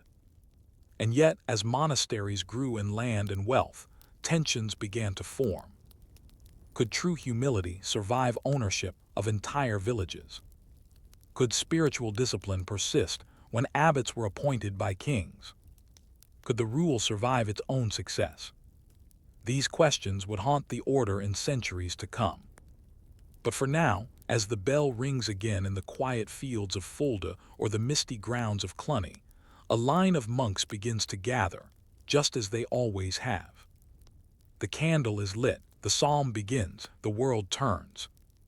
But what happens when structure becomes power? The bell still rings for prayer, but something has changed. The grounds are larger now, the harvest more bountiful, the guest houses fuller, the kitchens busier. There are servants, tenants, and entire villages outside the walls working on monastery lands. The monks wear finer robes, the abbots answer letters from kings, and the treasury is growing. By the 10th century, many Benedictine monasteries had become powerful landowners and administrative centers, paradoxically embodying both the ideal of spiritual withdrawal and the reality of economic integration. This section explores how the Benedictine order transitioned from spiritual refuge to wealthy estate manager, the reform movements that tried to restore the rule's purity, and the deeper tensions between prayer and property. Monks once fled the world, now the world comes to them. The accumulation of land. One of the key sources of Benedictine power was land, and with it, labor and revenue. Beginning in the 8th century, rulers and aristocrats donated land to monasteries. These gifts were often made in exchange for prayers for the donor and their family, especially for salvation after death, burial rites within monastery grounds, protection of family tombs, relics and estates, political support from the educated monks. These donations were recorded in charters, and over time, the monastic archives swelled with deeds, wills, and legal documents. Some monasteries became lords in all but name, owning dozens of villages, hundreds of serfs, and massive swaths of farmland, forests, vineyards, and mills. In some regions, over a third of arable land was under monastic control by the 11th century. The rule had never intended this, but the rule also emphasized stability, and few things offered more stability in medieval Europe than a monastery. A new kind of management. As land accumulated, so did complexity. Monks now had to manage not just cloisters and fields, but tenants, disputes, borders, tithes, and supply chains. They developed granges, outlying farms run by lay brothers or hired workers, cellars and granaries, for long-term food storage and surplus management, mills and presses, for grain, oil, and wine production, toll stations and markets, in towns near monastic estates. A particularly illustrative example comes from Cluny Abbey in France. By the 11th century, Cluny oversaw more than 1,000 subordinate houses across Europe. It had its own diplomats, archivists, scribes, and builders. This was no longer just a monastery, it was an organization. But with wealth came questions. Could monks remain humble while managing riches? Could they preach simplicity while housing nobility in guest halls? Could they live apart from the world while financing its power structures? The answers were not clear, but voices of discontent began to rise. Reform from within, Cluny and beyond. Ironically, one of the greatest reform movements of the Middle Ages began in a Benedictine monastery itself. Founded in 910 by Duke William I of Aquitaine, Cluny Abbey was intended as a return to strict Benedictine observance, focus on prayer, strict adherence to the rule, and freedom from secular interference. Cluny's innovation was to place itself directly under papal protection, avoiding local feudal entanglements. It emphasized the liturgy above all. Its monks prayed more, worked less, and commissioned elaborate liturgical music and art. Its spiritual rigor and administrative brilliance made it a model for reform across Europe. Hundreds of smaller monasteries aligned with Cluny's network, creating one of the first transnational religious institutions of the Middle Ages. But even Cluny eventually faced the same problem: size. As its endowments grew and its rituals became grander, critics began to argue that the simplicity of Benedict's original rule had been lost. Cluny's success, like that of so many before, contained the seeds of its decline. Resistance and new movements. By the 12th century, new monastic movements emerged in direct response to perceived Benedictine worldliness. The most important of these was the Cistercian order, founded in 1098 at Cîteaux in Burgundy. The Cistercians claimed to follow the pure rule of Saint Benedict without additions, expansions, or privileges. Key features of Cistercian reform included simple architecture, no ornate carvings or painted walls, modest diet and clothing, greater emphasis on manual labor, especially agricultural work, rejection of excessive endowments or political entanglements. The Cistercians, too, became immensely popular. Under leaders like Bernard of Clairvaux, they spread rapidly across Europe, founding hundreds of houses. They cleared forests, drained marshes, and expanded cultivation. They introduced new water management systems, sheep breeding techniques, and more efficient grain production. Once again, discipline led to prosperity. And once again, reform led to institutional complexity. Monasticism, it seemed, could not escape the cycle. Withdrawal, right arrow; stability, right arrow; wealth, right arrow; reform, right arrow; repetition. Labor, technology, and innovation. Despite their spiritual goals, Benedictine and Cistercian monasteries became crucial centers of technological development in the early Middle Ages. Water power.